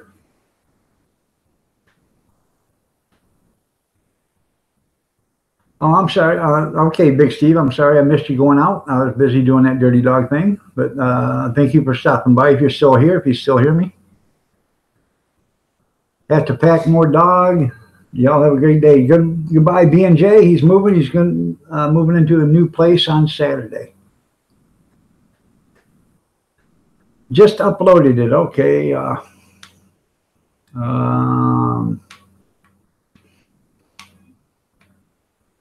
You just uploaded a picture of your dog there, the Dirty Dog Diggers there, Angry Amish. Would I be your pet? No, I'm Mrs. Dog's pet. So,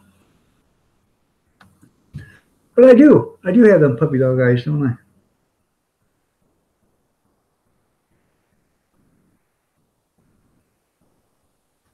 Please. See, I got them puppy dog eyes. I told you I do. So, I'm not much to look at, but I do have some puppy dog eyes. So, wow, we're down to 12. I must have scared a hell of a lot of people off because we're down to 12 people now. So, but I got 8 more minutes, so I'm going to be getting out of here in 8 minutes. But that is pretty good of the Dirty Dog Digger show. So you guys all go there. All of you guys have got. Okay, I'm going to go check. Is Bobby up and running? I didn't know he's got a channel up and going right now. But I seen it on Facebook, and I told him happy birthday on Facebook. See you later, Marie. You have a good day. So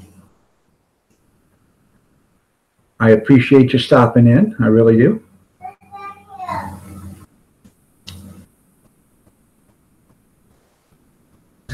God bless you too, Marie. So.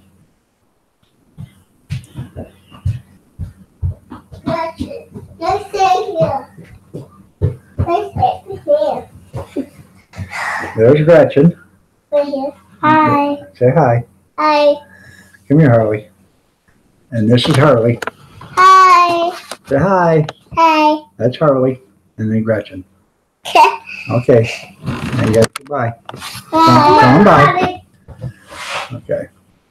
That's my two granddaughters. You're here for another 8 minutes? Well, that's good because I'm here for another 7. So. But that's Harley and Gretchen. Gretchen's 4 and Harley's 3. They're my oldest son's 2 youngest. So.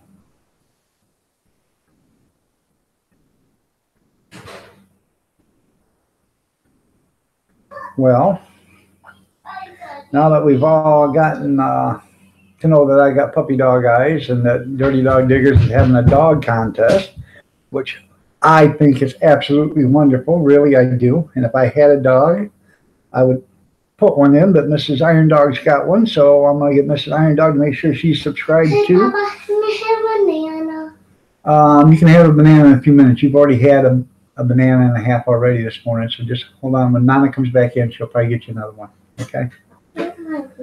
So be careful. Read that book, okay? But I think I can get away with it by being Mrs. Iron Dog's dog. So I think I can actually enter that contest. So.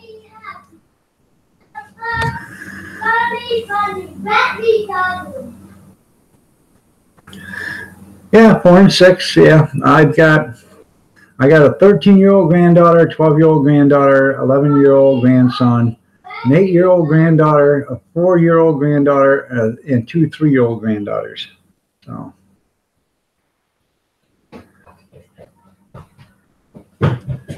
So there is 8 grandkids. Wait a minute. 7 grandkids. I keep forgetting. So I ain't seen him live either. I think she went to his Facebook. I don't know. I haven't seen him go live. I've got him on my channel support list, on the thing. I ain't seen him go live. So I don't know. Maybe she's going to Rick's. I don't know. So.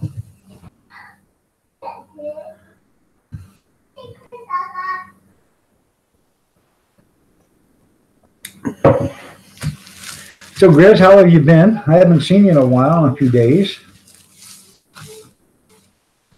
Always like talking to you. I really do. Lots of girls, yep. There's only one. I only got one grandson. The rest of them are all girls. So. Right, I'm back. How's Mrs. Mucker? Bit sore.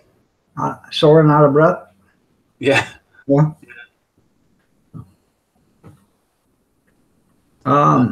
Chat with Picker Rick. Everyone, much love to Iron Dog and Old Mucker. See boy, people laugh.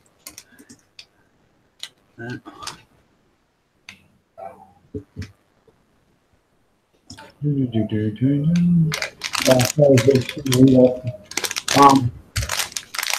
Dirty Dog Diggers, Mucker. No. What? Hey? No. That Dirty Dog Diggers. Yeah. Having a dog show. So you take a picture of your dog, send it to us, and they'll assign the dog a number, and they'll have at the end of the month they'll have a random drawing and through the random generator, and if your dog wins, your dog gets a prize. Oh. It's pretty neat. Where are they from? America? Yeah, from America. So I don't know. I think it's for everybody. So, I mean, if you're across the pond, she'll probably just send you a gift card so you can pick up your doggy something. So, yeah. I'll have a look. No, you have to. You know, you can enter Cujo in the other one. Or Kojo. Huh? Sky. Yeah, you can put them both in there. Yeah. Mrs. Iron Dog's going to take a picture of me because we don't have a dog, but I'm her dog, so she's going to put me in on it. Yeah. Maybe I'll win me a box of milk bones. Oh well, you'll definitely beat in Kojo. You're a lot cuter. Yeah.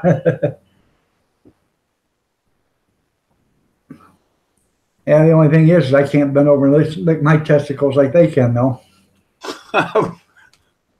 You wish you could, though. No. No.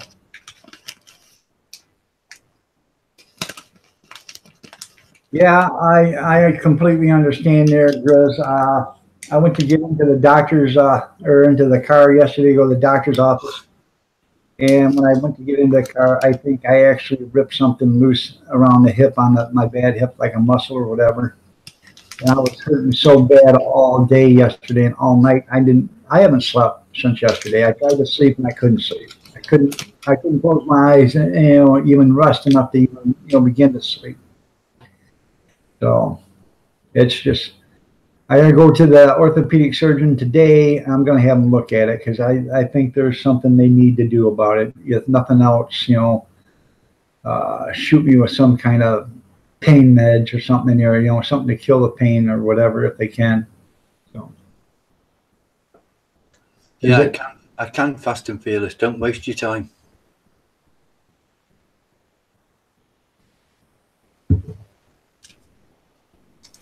Well, there was a guy around here that had an ad up. He said he was looking for a woman with a farm, tractor, and land, farmhouse, land, and tractor. And looks not important. Please send picture of tractor and farm. So, yeah. All right, everybody. It is 9:30. I really have to get out of here. No, you don't. Yeah, I do. Go ahead and give them 30 seconds about your channel there, old mucker. Oh, I'm not doing that. They already know about my channel. Yeah, well. It's just about loving and motorbikes and sex and guns, government, drugs. Yeah. And living the dream. Right. It's all about sex, drugs, and rock and roll with Mucker. He's a really good channel. He's got a lot of motorcycles on it. If you like riding motorcycles but don't like to get on them, go with old Mucker on one of his videos, and you'll feel like you're riding right behind him. And it really does seem real. That's a good channel. I appreciate each and every one of you guys for being here. I really do. If it wasn't for you, I wouldn't even have any reason to be here. So you're the driving force while I'm here. If you're going somewhere today, like I always say every day, be careful where you go, because it's not you, it's the other guy. They're not always looking out for everybody. So make sure you watch out for the other guy just for your own safety. Yeah, that sexy nurse might give me something. Yeah, right. I wish they don't even have a sexy nurse there. So, that's not good enough, is it? No, it's not. It's not. No, for the kind of money he's getting paid, he ought to have one. Yeah, I think so. You won't complain about that. Yeah. Hey, Jeep Things Outdoors, man, I'm really sorry, but I've got a doctor's appointment and I am heading out the door right now. I'm usually here from 5:30 to 8 or a little bit later or whatever, so come see me. I'm here tomorrow, so come see me tomorrow, man. I appreciate you showing up. I really do.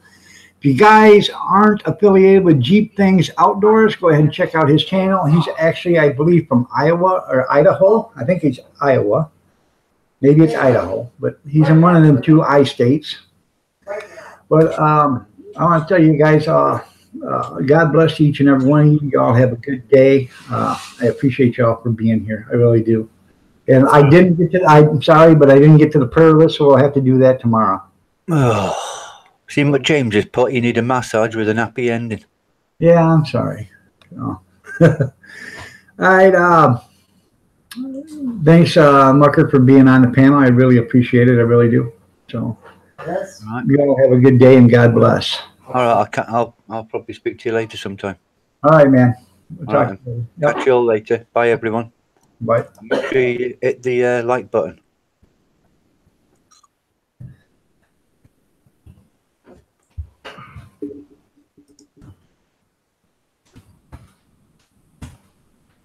just getting a screenshot of Iron Dog's hairdo. You know. You step right there at the table.